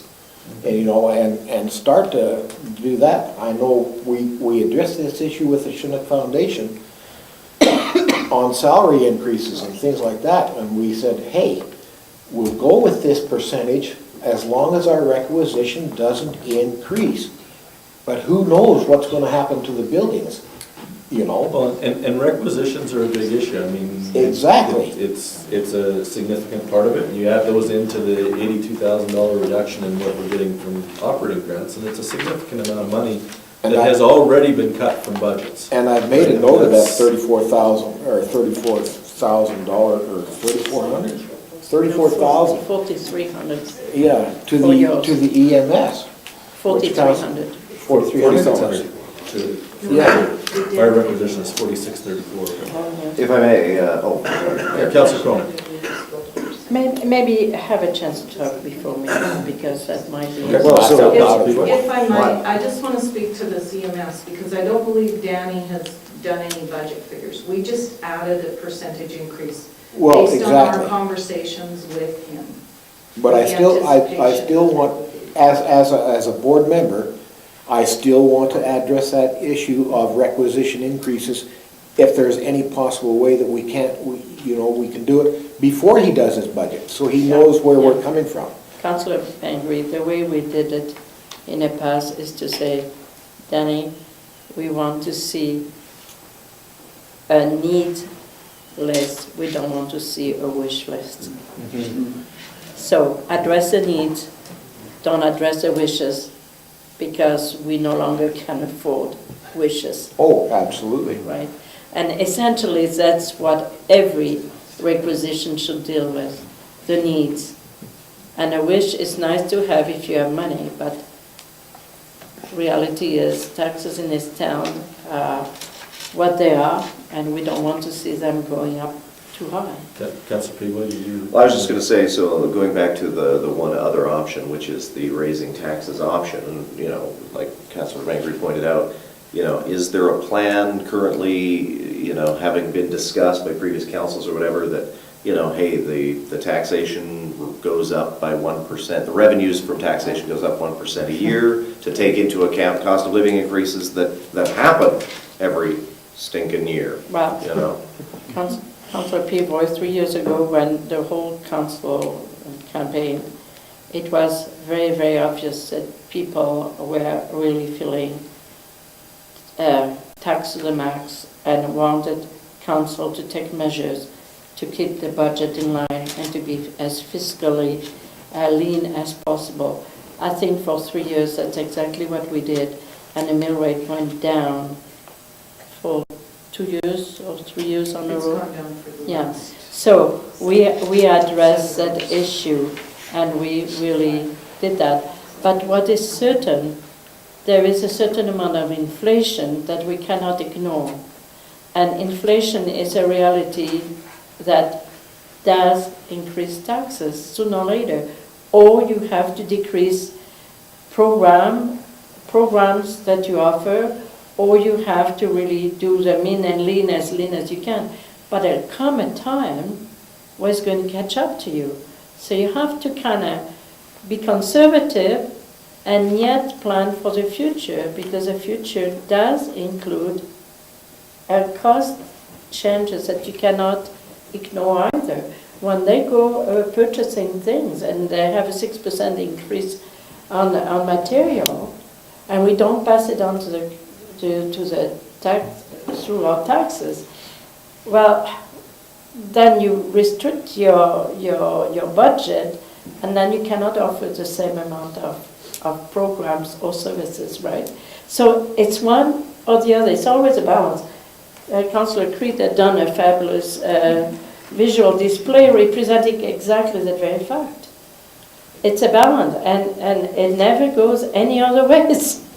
So the trick is, what do we, as administration, to do on behalf of the town, which we represent?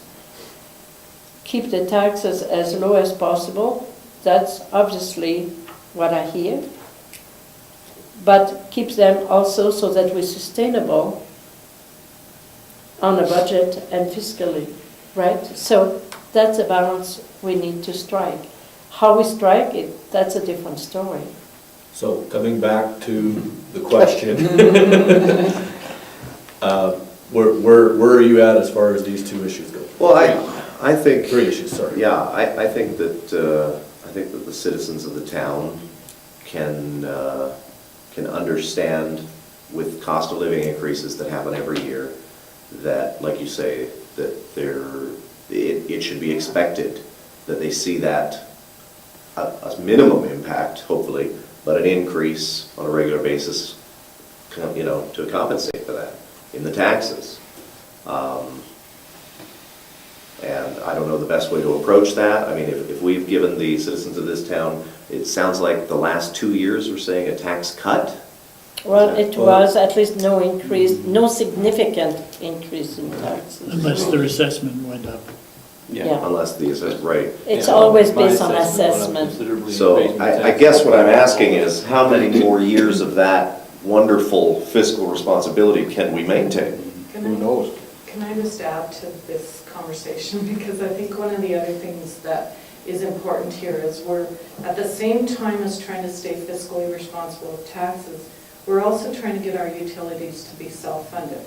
So, there's, again, the balance there. We don't want to increase utility rates and substantially increase tax rates at the same time, because you're not accomplishing that goal. Yeah. So I think there's something to be said to stay as fiscally responsible as we can on the tax side, as we're trying to get, at some point in time, we're going to reach that good balance. Right. And we anticipate that'll be in the next 3 years. And like I said earlier, we're still trying to maneuver our way through our dependence on an operational grant that is being eliminated. So. Well, and that's one, if I may, that's one of the reasons I'm bringing this up now, because I know we'll have this conversation even harder next year when we hit the MSI. But we're planning for that, and that's the beauty of the 3-year budget, is we are planning to be non-dependent on government transfers for the operational side of our budget.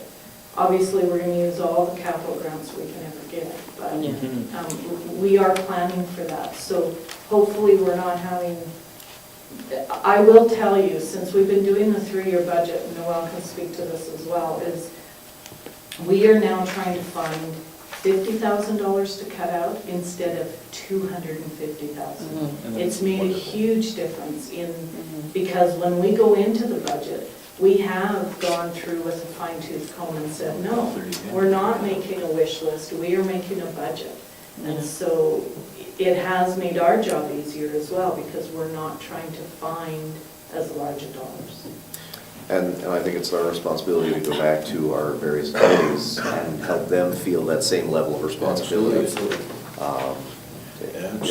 And that's your duty, really. It is what we're there for on those committees. Councillor Barnes, you got something? I was just gonna say, in the balancing act, just looking at my own personal situation, and I know I can speak for other people out there because I've had them talking to me as well, because I sell a lot of houses, and people come and talk to me about the tax increases on their assessment on their houses. And I have to tell them, well, I'm in the same boat. I mean, over the past 5 years, my taxes have increased they've almost doubled on my own property taxes. And so I'm okay with that. I don't have to like it, but I'm okay with it, right? But now we've got something that we can't avoid, and that's an increase in our transmission rate. Fortis is coming down the pipeline, okay? The utilities are coming up, And if we're gonna get hit with both utilities and taxes, I'm not for it. Okay, And I like where we're going with the cut. And So- Marion's not advocating. So I don't want to sound like a broken record here, but let's at least get through the straw poll here so we can kind of Yeah. see where guys are at. 100% behind it. Okay, Okay. behind. can I make my general Go, comments? go ahead and make your comment. There's a lot, I think a lot of what I was thinking is kind of been said. There's only one taxpayer, and you've got utilities on one hand and taxes on the other. That's been kind of addressed. The other thing that's sort of been addressed is that are we cutting things that we don't need, or are we just postponing and pushing it down the road and going to run it into a wall? And that's what we don't want to have happen either. And it's better, to have a small tax increase than to all of a sudden find out your building's falling apart. We're hit with a big expense. And so that's the other thing that worries me. But the things that we've talked about seem to me that they are reasonable and that they're not things that can be cut. Some of the requisitions, like with the library, if we keep pushing that down the road and just leaving that, we're going to hit a big That building will be as bad as this building. expense. But what I hear from Councillor Barnes is that their committee has really done their due diligence on their budget. Yes, So they have. when I say go back to your committees, I'm not suggesting that everybody should have to reduce their requisition. I just think that those committees have to do due diligence to try and hold the line just like we do. Yeah. So, I'm okay. Okay, I can just give this thing the library has. Yes. Councillor Edmonds. Hi. All right, so are we prepared to make a recommendation to council for council meeting then to, or do we just Well, I think instruct you? you or- just Because need- we'll have to make those changes. Yeah. And Okay. we'll bring the budget back Yeah. next Tuesday then. Okay, If those are the changes. that- so those are the Yeah. three changes that leave us with $5,000.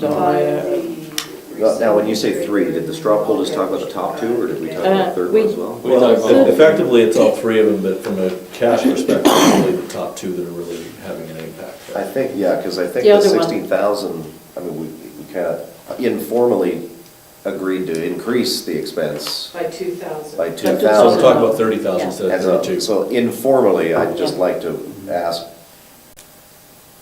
what if we didn't do that one? Let's save that 18,000. if We we have do- to have that in.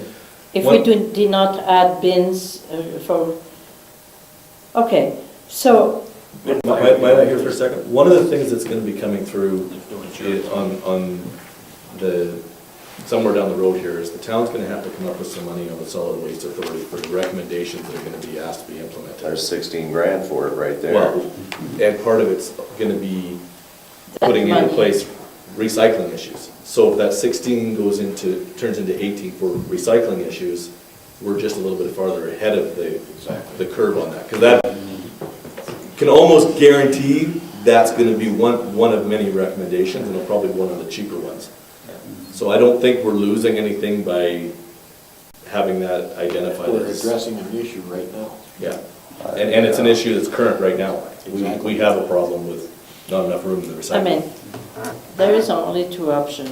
Or we give the citizens the chance to have their bin to put that, or we allow them to use the commercial bins to dispose of the crap. Or it goes into the landfill. Or it goes in the landfill. Well, and see, and this is kind of the root of all of my problems with this whole conversation, is that I see this as we're driving a really old,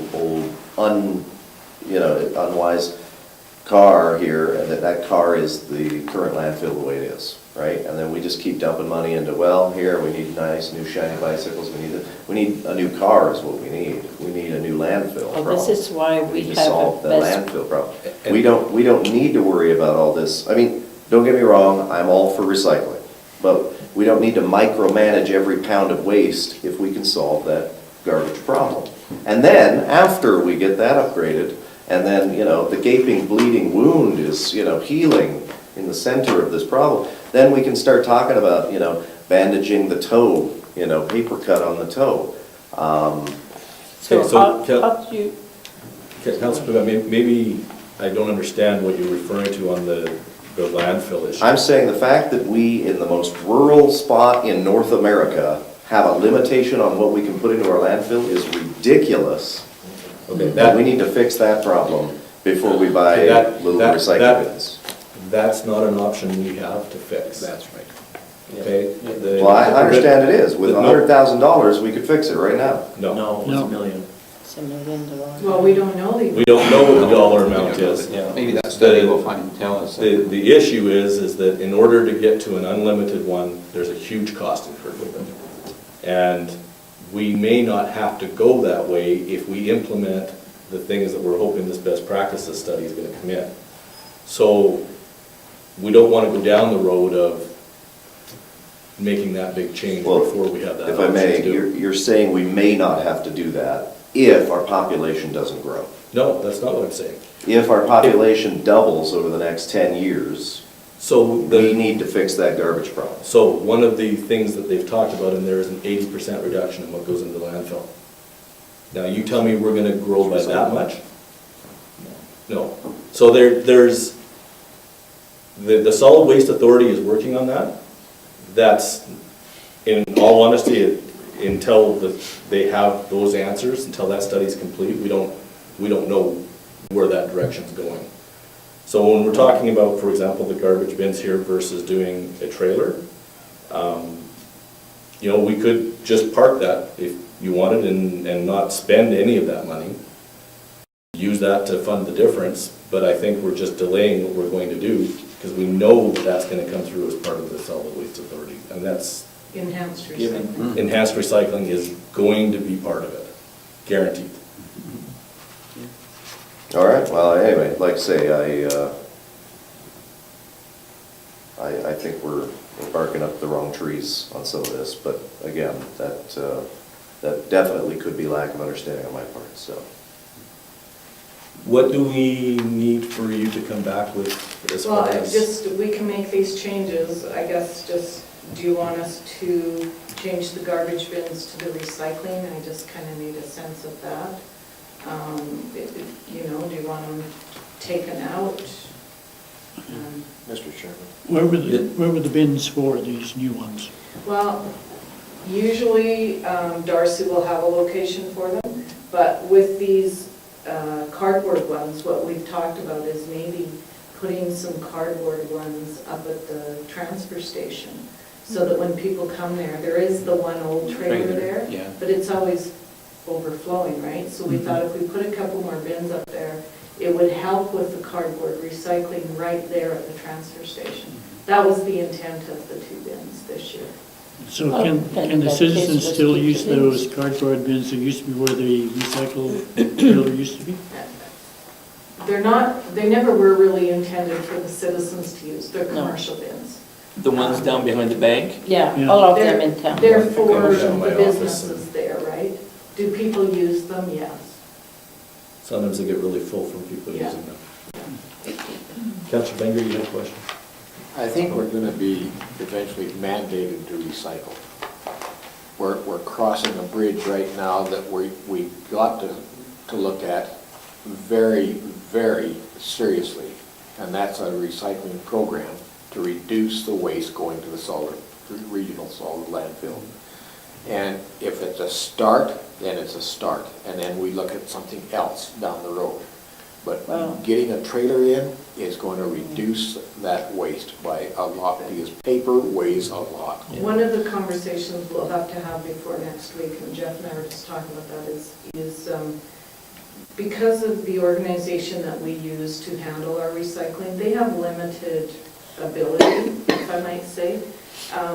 So to increase put another trailer out for them to So that wouldn't collect be all those good. recyclables may be beyond what they're Yeah. able to accomplish at this point. So that's a conversation we'll have to Yeah. have. that Well, in that, we'll bring Do we back pay before them? next Do we Yeah. pay Yeah, for we that do. service? Yeah, we do. but But it's more, we pay a nominal amount for that. It really just provides work to Okay. their clients.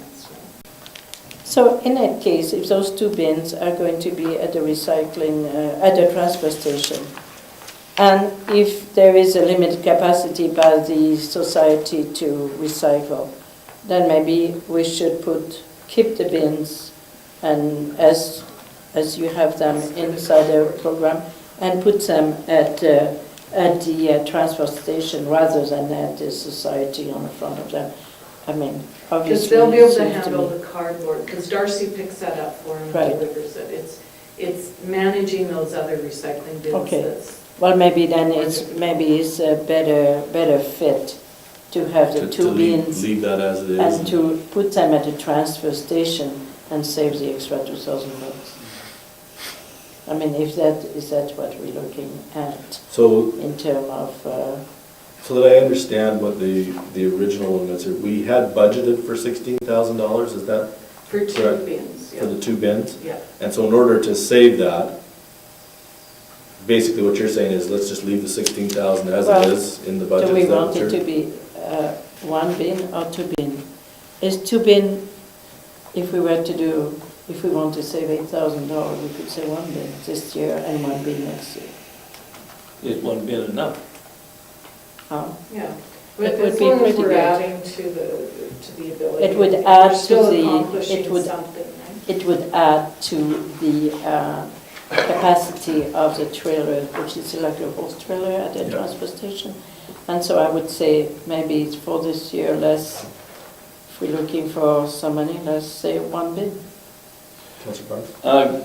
How often does the association come and pick up that trailer and take it over to Well, the trailer is paper now, plant there? the trailer is now at their plant. It's on the front of It's the not, plant. it's not up at the transfer station anymore at all? Oh, the No, recycling no. trailer, Yeah. is it? Oh, Or are you you're talking about talking about the cardboard I'm talking the one, cardboard yeah, trailer up at recycling. up at the, They will pick it up when they have the ability, or if Doug phones and says you need to come get it. So okay. I don't know that they have a routine on it. I couldn't speak to that. Okay, So I guess I'm trying to figure out where the need is there. Does it Well- ever get to the point where it gets so stuffed in there that they can no longer Well, put it in yes. there? And it Yeah, goes this into is- the Yeah. transfer station Oh, and therefore goes- goes out to the Goes dump? on the ground. Goes in the Putting- ground, yeah. Putting Yeah. a, So- putting a bin there, a cardboard bin there, will just provide an opportunity for people to recycle their cardboard more than they do. Yeah. So maybe we should look at just maybe one for now. If that helps, it probably is a significant help too. Yeah, Because see, Darcy picks up the bins. Right. He has a contract with the Handicap Association. He collects the cardboard bins and delivers it to their plant. Mm-hmm. The trailers, though, are the responsibility of the Handicap Association. So the one at the transfer station right now is their responsibility. So it could provide better access and better collection if Darcy. Because Darcy's picking it up Yeah, on a regular yeah. basis. Yeah. so I would say let's do one bin. Yeah. That'll save $8,000. Can I just speak to Councillor Peavoy's concerns about, the budget and our recommendations and maybe not being the only option? I would agree with you. I think that there is some ability to have discussion if you have other options. But I will say our recommendations that we make to you are based on, first of all, our experience with what's happening in the community, but the knowledge of the budget and going through with the fine-tooth comb. But I think when we do the strategic planning session, it'll give you, as council, a little better sense of what's actually built into the budget. Yeah. It's such a difficult document to go through with you when you're Yeah. brand new on council. It's, Because it's just so comprehensive, right? And so I apologize if you feel that we're trying to lead you down a road that Not at all. In maybe fact, if I isn't the may, appropriate I'm route. nothing but impressed with how administration handles the budget, Yeah. nothing but impressed. And I know how sensitive, each one of these little issues is. I mean, the way we've sat here just discussing this one-line garbage item, we could probably break down 100,000 similar items and have just as heated and wonderful debates about each one. Which So, probably isn't the role of No, council. right, yeah, and exactly, That's exactly. where, the budget, it really comes from your strategic planning session. And if you say to us, we want to enhance our recycling, which is one of the strategic plans of the previous council, then we look at that as we go through the budget and say, okay, how do we accomplish that goal of council? So it's a bit backwards when you first get elected because we're presenting Yeah. the budget, your very first meeting, and you're going, you know. It's so I probably, understand. yeah, It's I not as totally bad as Bill agree. 28 right after the election. So that's good. Welcome to council. By the way, you're going to jail with But- $10,000 fine. But I I'll go mean, with you. Do you want to, we could, sorry, go ahead. I mean, maybe if this council feels that we're moving too quickly on the recycling, then we can slow down a little bit. I actually do like the idea of going with one bin. Yeah, I think it's, That's an area where I think maybe we It's can spreading it out spread it out Yeah. a little bit. And we do know that we're gonna be moving more in that direction of Yeah. recycling, but it gives us the cash flow to do it. And there was a time when not all of our commercial area had access to commercial bins. And so we tried to put 2 in the budget to accomplish that over the last number of years as well. So I think now, my understanding is we've got everybody covered that needs to be covered. So now we can start looking more at the cardboard bins and enhancing. Can I speak And so- for just a minute? We may want to talk to Tim and Darcy on that, because sometimes they may need a replacement of a regular garbage bin. In some years, we've done, in quite, the last few, we've done 1 garbage and 1 cardboard. And so if there is a need this year for another garbage bin to replace, say, a worn-out one, we probably should We would, talk to Have- them. yeah, we'll let you know before Yeah. we're Sure. meeting that. So I don't want to belabor the point. We've had a lot of discussion on this one. Can we basically look to you then to come back with those 3 items, looking at whether we need to have 2 bins in there for Yeah. replacement All right. purposes, and if possible, reduce that to 1? just a quick question, if I may, on that, how is that 1 bin gonna affect Darcy's contract? Because Oh, it doesn't affect his contract at all, okay, then I don't have an issue with that at all then. Definitely. All right, and then just recapping, what we're really trying to accomplish here is we're saying informally as a council to administration, hey, let's not raise taxes this year. So do whatever you gotta do. Is that what? Well, in actuality, what would happen Because is we've solved most of the problem just We right there. can't We- say either way until the assessment is done. Okay, essentially what we're saying is But he's right. try not to raise the revenue in order to fit the budget, to And- balance it, so And reduce it. if we did these things, just these things, Right. we're It still would gonna just- have about an $8,000 that's gonna have to be increased through Right. taxes, but yeah, I think that's exactly. I mean, not if we, No, How do we we'll be knock out pretty 1 bin? close. We'll be Not pretty if we close knock if we the only one buy out the of- Oh, if we knock ones. the 1 off, yes, we Yeah. can actually right in there. Now, We got $1,000 surplus. just to explain,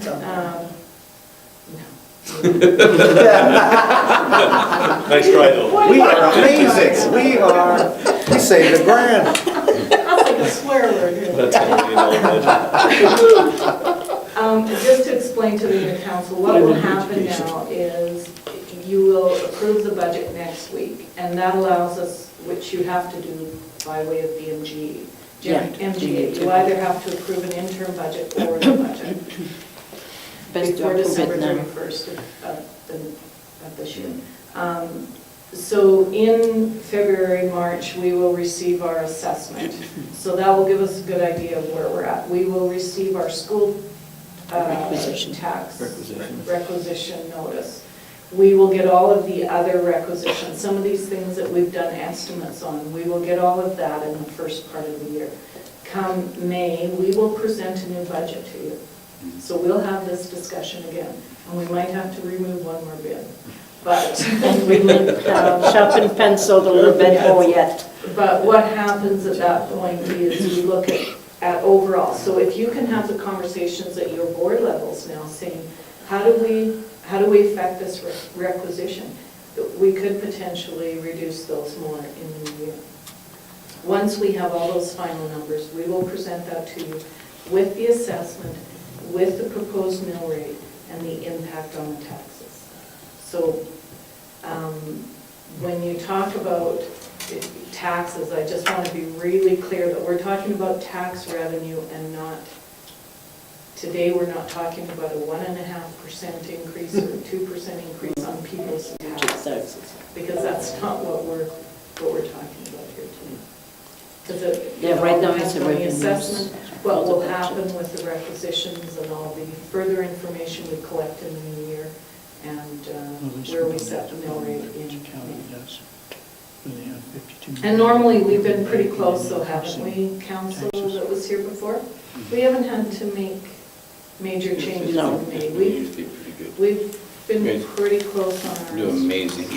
Yeah, I honestly think we have an administration that is very, very conscious of what council said and promised people in this town to be very fiscally responsible. Does that mean that the tax won't go up? Well, it depends on assessment and depends on mill rate. So we'll work hard to make it as fiscally responsible and conservative as we can, knowing that we still have to be sustainable. Did you want me to go through the 2015 and 16 capital projects with you tonight? They're there in front of you. What we would like, because we presented a balanced budget for you for 15 and 16 as well, is I can go through those very quickly just so you have a good sense of what's proposed. If you could cover them Because all. next week, I would really like you to approve those in principle, and then the details we discuss next Okay. fall, okay? So I'll quickly go through 2015. So do you want us to look at those papers? Yeah, look at, Okay. you have these. Sorry. Okay, so for 2016, we are proposing to do a water line and paving. 16 or 15? 16 or 15? 15, Okay, sorry. Sorry, okay, thanks. Sorry. For 6th Street West between 1st and 2nd Avenue. 6th Street West is, so that will be we're doing sidewalk, water, and paving for that. That is the street directly east of Legacy Funeral Home. Okay? So we would do the water and the sidewalk, and then in 2016, we'll do the paving. So that street would be left to settle for the 1 year, because it's not, in our estimation, a heavily traveled road. I do understand when there's something at the funeral home, it's heavily traveled, but for shorter periods of time. So it'll be a gravel base for a year? Yes, to allow it to settle. The next capital project for sidewalks is 2nd Avenue West between 5th and 6th Street.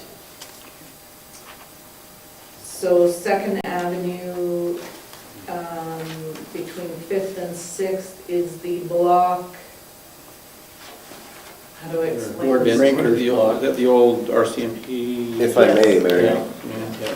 What we've got on these sidewalk plans is just a priority. We've Yeah. already done the priority. Yeah. And, Yeah. I mean, if But we I don't just do it this wanted- year, we'll have to do it the next year type Yeah. thing. Yeah. So what we try and do with these is we'll do a street that will do water, sewer, sidewalks, curb and gutter, whatever, and then we'll pave.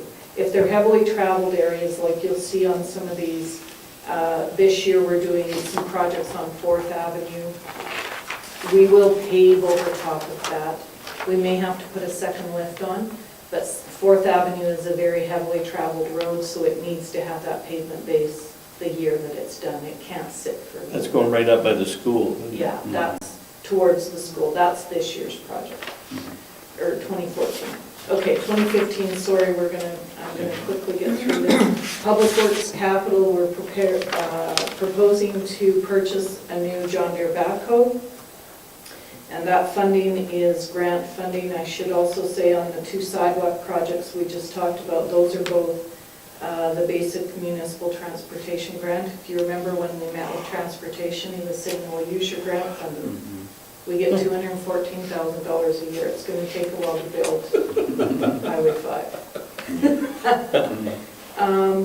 Marian, Yes. on the sidewalks, is side or both sides or just partial or? For 46, it should be both sides Mm. of the Okay. street, yeah, for a block.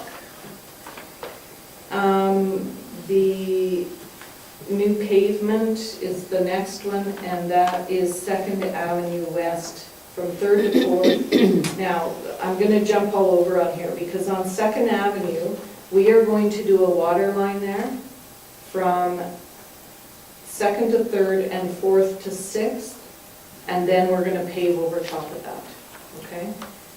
And the paving is funded through our municipal tax, or our BMTG grant, and some portion of tax funding. The water is going to be funded through MSI and the federal gas tax fund. Just a quick question, Marian. You mentioned earlier that we might have a sewer expense this year that we didn't budget for. Yes, and that Is that one of these? That's on 4th Avenue where we're doing the water line this year. We're still looking at the details. We did some camera work on that line. We're anticipating we should replace it because we're going to pave over top. So the last thing we want to do is have a break or something. So we cambered the line and we're just looking at the details of that. So, Marian, if I understand that 2nd Avenue, where those people had flooding issues, No. behind the seminary building, there was That's 4th Avenue. That's 5th. 5th, And we're proposing to put the sewer extension, that's 2014. okay, because I thought it was, okay, so you're looking at it coming down at the 5th, Yeah. 5th Yeah, that's in Avenue. 2014. Okay, all right. The next item on there is storm sewer. We're looking at drainage on 9th Avenue, Oh, the yes. north side, the east side of the creek. So we have some drainage issues there, that storm drainage. It comes down out of those fields across on the south side and then comes down in and ends up pooling down around 9th Avenue. We Down have by the some- old dairy? We have a problem on the dairy side, but we also have a problem on the north side of the road there as well, because it drains down off that other hill. And the way they intersect, one is supposed to drain underneath the road from the south to the north. And so we've had an engineer look at that, and we're proposing to do some work on the north side of the road there. Marian, Yes. how does that affect the town's lots in there that are down there? It won't affect them. In fact, it will be better for them because Better there is off some for them, proper okay. drainage, yeah. The next, there is a replacement of Unit 57, which is a 3/4 ton truck, and that is proposed to come from the next two are the 2nd Avenue water projects that I talked about. The next one is a genset for the booster station on 7th Avenue. That is so that if there's a power outage, we have the ability to have fire flow in our water lines, because the booster pumps obviously add pressure to those lines, and if the power's out, we don't have the pumps, so a genset there. The next is a water line on 6th Street that we talked about. This is the one out by Legacy. We've moved the community irrigation line to 2015, as we discussed earlier, and that would be in partnership with the temple. We're proposing a screenings compactor to replace the screenings compactor at the sewage treatment plant. And you all know what screenings are, and you know what it means to compact them, so probably don't need to. Quick question, Marian, going back to the community irrigation. Have we heard back from the LDS Church yet on that budget, or? We haven't had any further discussion with them. So this is just Yeah. projected that they Yeah. would participate 50/50? Right. Okay. We've had preliminary, but nothing further yet. Sanitary sewer extension, 7th Street East between 3rd and 5th Avenue. We're still investigating that, because that would be intended for any development in the, around the soccer park, residential developments, so west of the soccer park or north of the soccer park, we would need to extend that sewer line. So there was some discussion about that it may happen in the future, so we're just looking into that. But that one may change. Garbage bins that we budget every year for 2 of them. Well, on the backside. The next is an ATV and weed spraying equipment. We moved that from 2014. The fogger, the one that we bought from Raymond is not, I mean, it does what it needs to do, but we're looking at having, if we're going to continue with the fogging, that we need proper equipment for the people. So this one really is inefficient? Well, Well, it it's the doesn't- way it shuts off. The guy that actually does the fogging has to run through the fog to shut it off. So, I mean, he's protected, but, Yeah. you know, we just want to, they kind of gave it to us, Yeah. if I might Oh, say. I- We didn't I- really- Next to nothing. I was gonna say, you can know how good it is, just ask Jeff. It's kind of like when you sign a document that says you paid $1 for something, right? It's kind of one of those things.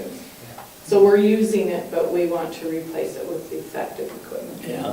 not defective. Yeah. Walking trail, this is an extension of our walking trail down along the creek if the Atkins subdivision is finalized. Where would that extension go to? It would go down underneath the bridge, down along the creek, Up to that golf course bridge, maybe? not quite that far, but down to kind of, you know where the Along big the bend, bend around the bend, comes around and then back, it kind of, if here's the bridge, it Yeah. goes this way and then this way, at this At bend. the corner of the bend there, yeah. Yeah. You mean by the reunion center there? No, farther up, you go past Ninth Avenue Bridge all the way up, you know, if you want to. Past the golf course? It would be- Well, kind of, yeah, past the golf course. It would be just Right. across from the number 18 tee box. is kind of Yeah, what okay, the yeah, end of it. Okay. Yeah. And so, It's, is it gonna, like, you can already Be a walk up circuit there, like? but well, you just, you're going up on the it'd be. on the end. west side of the river and then coming over? No, you don't cross the It would creek. just end. You just stay and then it'll loop back and go, On the same side? you'd stay on the same side. Yeah. Okay. We already walk up there all the time, Yeah. whenever we walk. So you put into this? Then the next is Yeah. proposing for the new Zamboni. They've done some major work. We weren't sure it was even going to get on the ice this year, but it managed to make it. So we put a little bit of work into it this year. We think it'll last another year, but that's about it. Office renovations, again, we're just looking at trying to do a little bit at a time there, maybe some stucco repair and stuff. Then the next is a digger truck for the electrical department that we talked about in the 2014 budget. And then the light capital is the investment into the 25 kV upgrade. The 2016 capital projects. Sidewalk repairs, 5th Avenue East from 1st to 2nd Street, and that is just going up to the junior high school there at the base of the hill.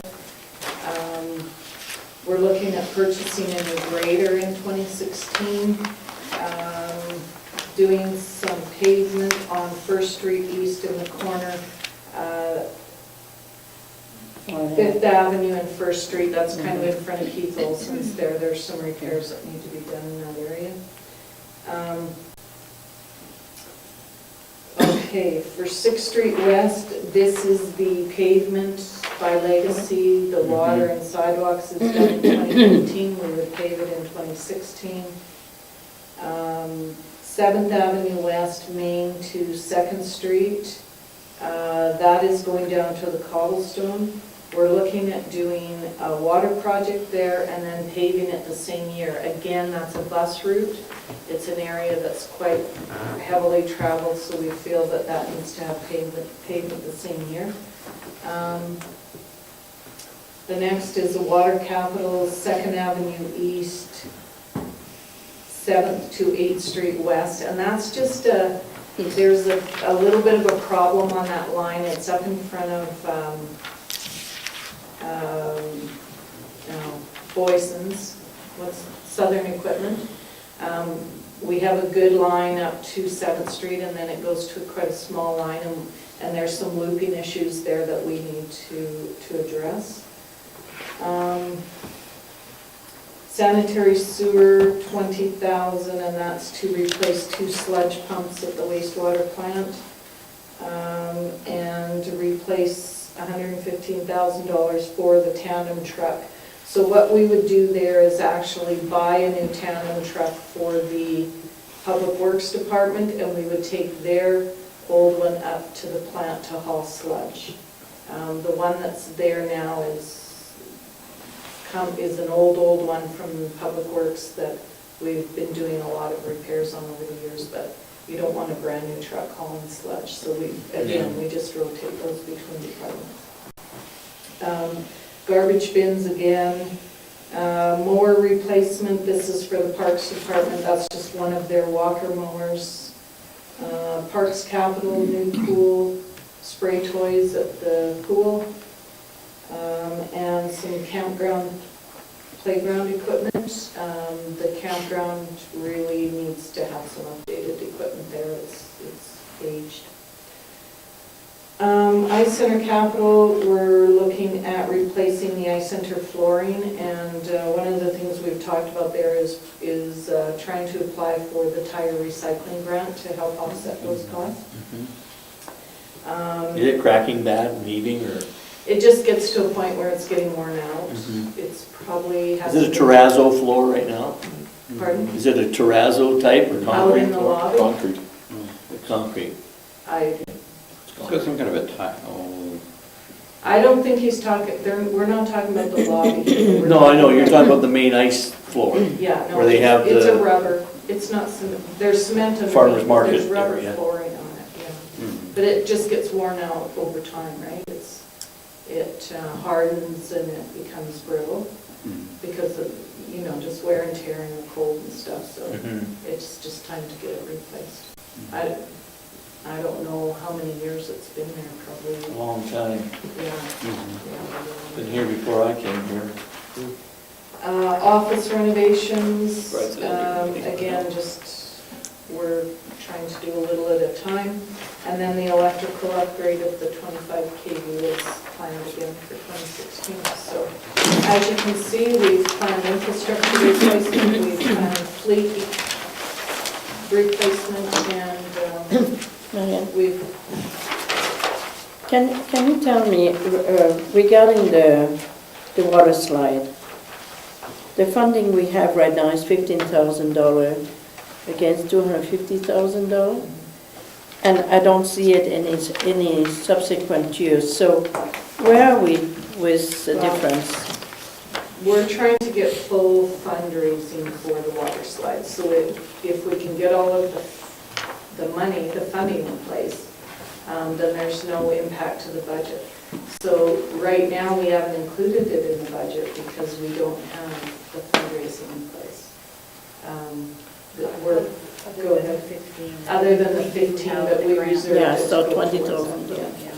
So we're confident that we'll get the funding in place, it's just a work in progress. Marian, what are we looking at for a year for the finish on the 25 kV upgrade? I actually just talked to Leonard about that because I knew one of you was going to ask me that tonight. He thought that by the end of 2013, with the work we did this year, he would be close to 50%. He anticipates we'll still need 4 to 5 years of upgrades to go though. Beautiful. There's going to be, some of the stuff he's going to get into now is going to be a little more finicky because he comes more into the residential area. He's kind of been looping the town, right? And so it's more open work. So once he gets doing, I mean, they had the stuff up at the school this year, which took a lot more time and was a little more finicky than what they were doing before. Question to Jeff, has the private line been moved? Is there any progress on that, on the cable TV? Where? being moved onto these new these new poles. So Oh, we I can- see, we still got the old poles in place. So we can Well, remove the old shot's not poles. up there. Yeah, I don't those know. usually take about 6 months to a year to get shot off and our poles down. That's pretty standard. It'd be nice to have those old poles out of there and, you know. Just a question, I guess, for Jeff. Remember when they did replaced the playground equipment up here and you had the Kinsman involved and that they got a grant? Yep. Have you looked at anything like that for this water slide situation? Oh, for sure, yeah. Yep. We're meeting with the Rotarians, they'd like to be the major partner on the water slide That'd be piece. great. And Dave and I are meeting with their executive next Monday, Tuesday, it's coming right around. Dave went and made a presentation to the Rotary Club. Yeah, they've said they'd like to be the major grant writer for the bulk of the water slide. But we've also met with the Lions, and we intend to meet with the Kinsmen again as well, to make sure we have all of our service clubs involved there. But we have, we have to do that within certain parameters. We can only have one grant per project per year. Per facility. Yeah, per facility per year. Yeah. So the Kinsmen were successful in getting one for what we would consider phase one, and then we'll use the Rotarians on this phase two. And yeah, we're hopeful that'll be the bulk of the funding right there. That'd be great. Okay, thank you. Thank you. Okay, any other questions about the budget? Thank you for being so patient. Thank you, Marian. Thank you. Thanks for all your hard work. And Well, it's- Tell the it doesn't committee, take these everybody, guys. we appreciate all your work you're doing. Noel's the one that does all the Noel work does a on it. fabulous job on our behalf. Thank you, Noel. But thank you.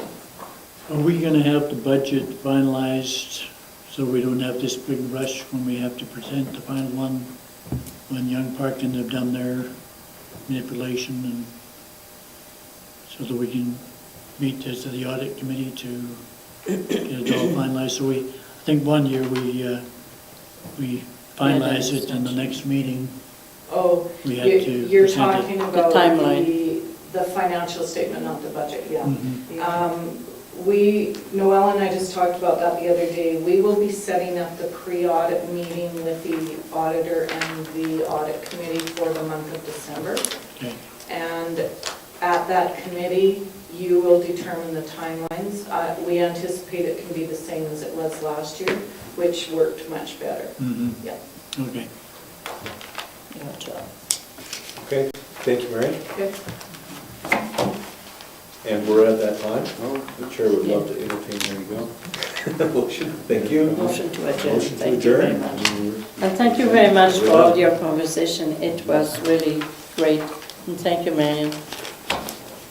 We got a lot done Councillor Barfuss. in a reasonable. If I could just ask quick, if everyone but you, because that's not your, if everyone could leave their device, your tablet or your laptop, except we've already done yours, Mayor.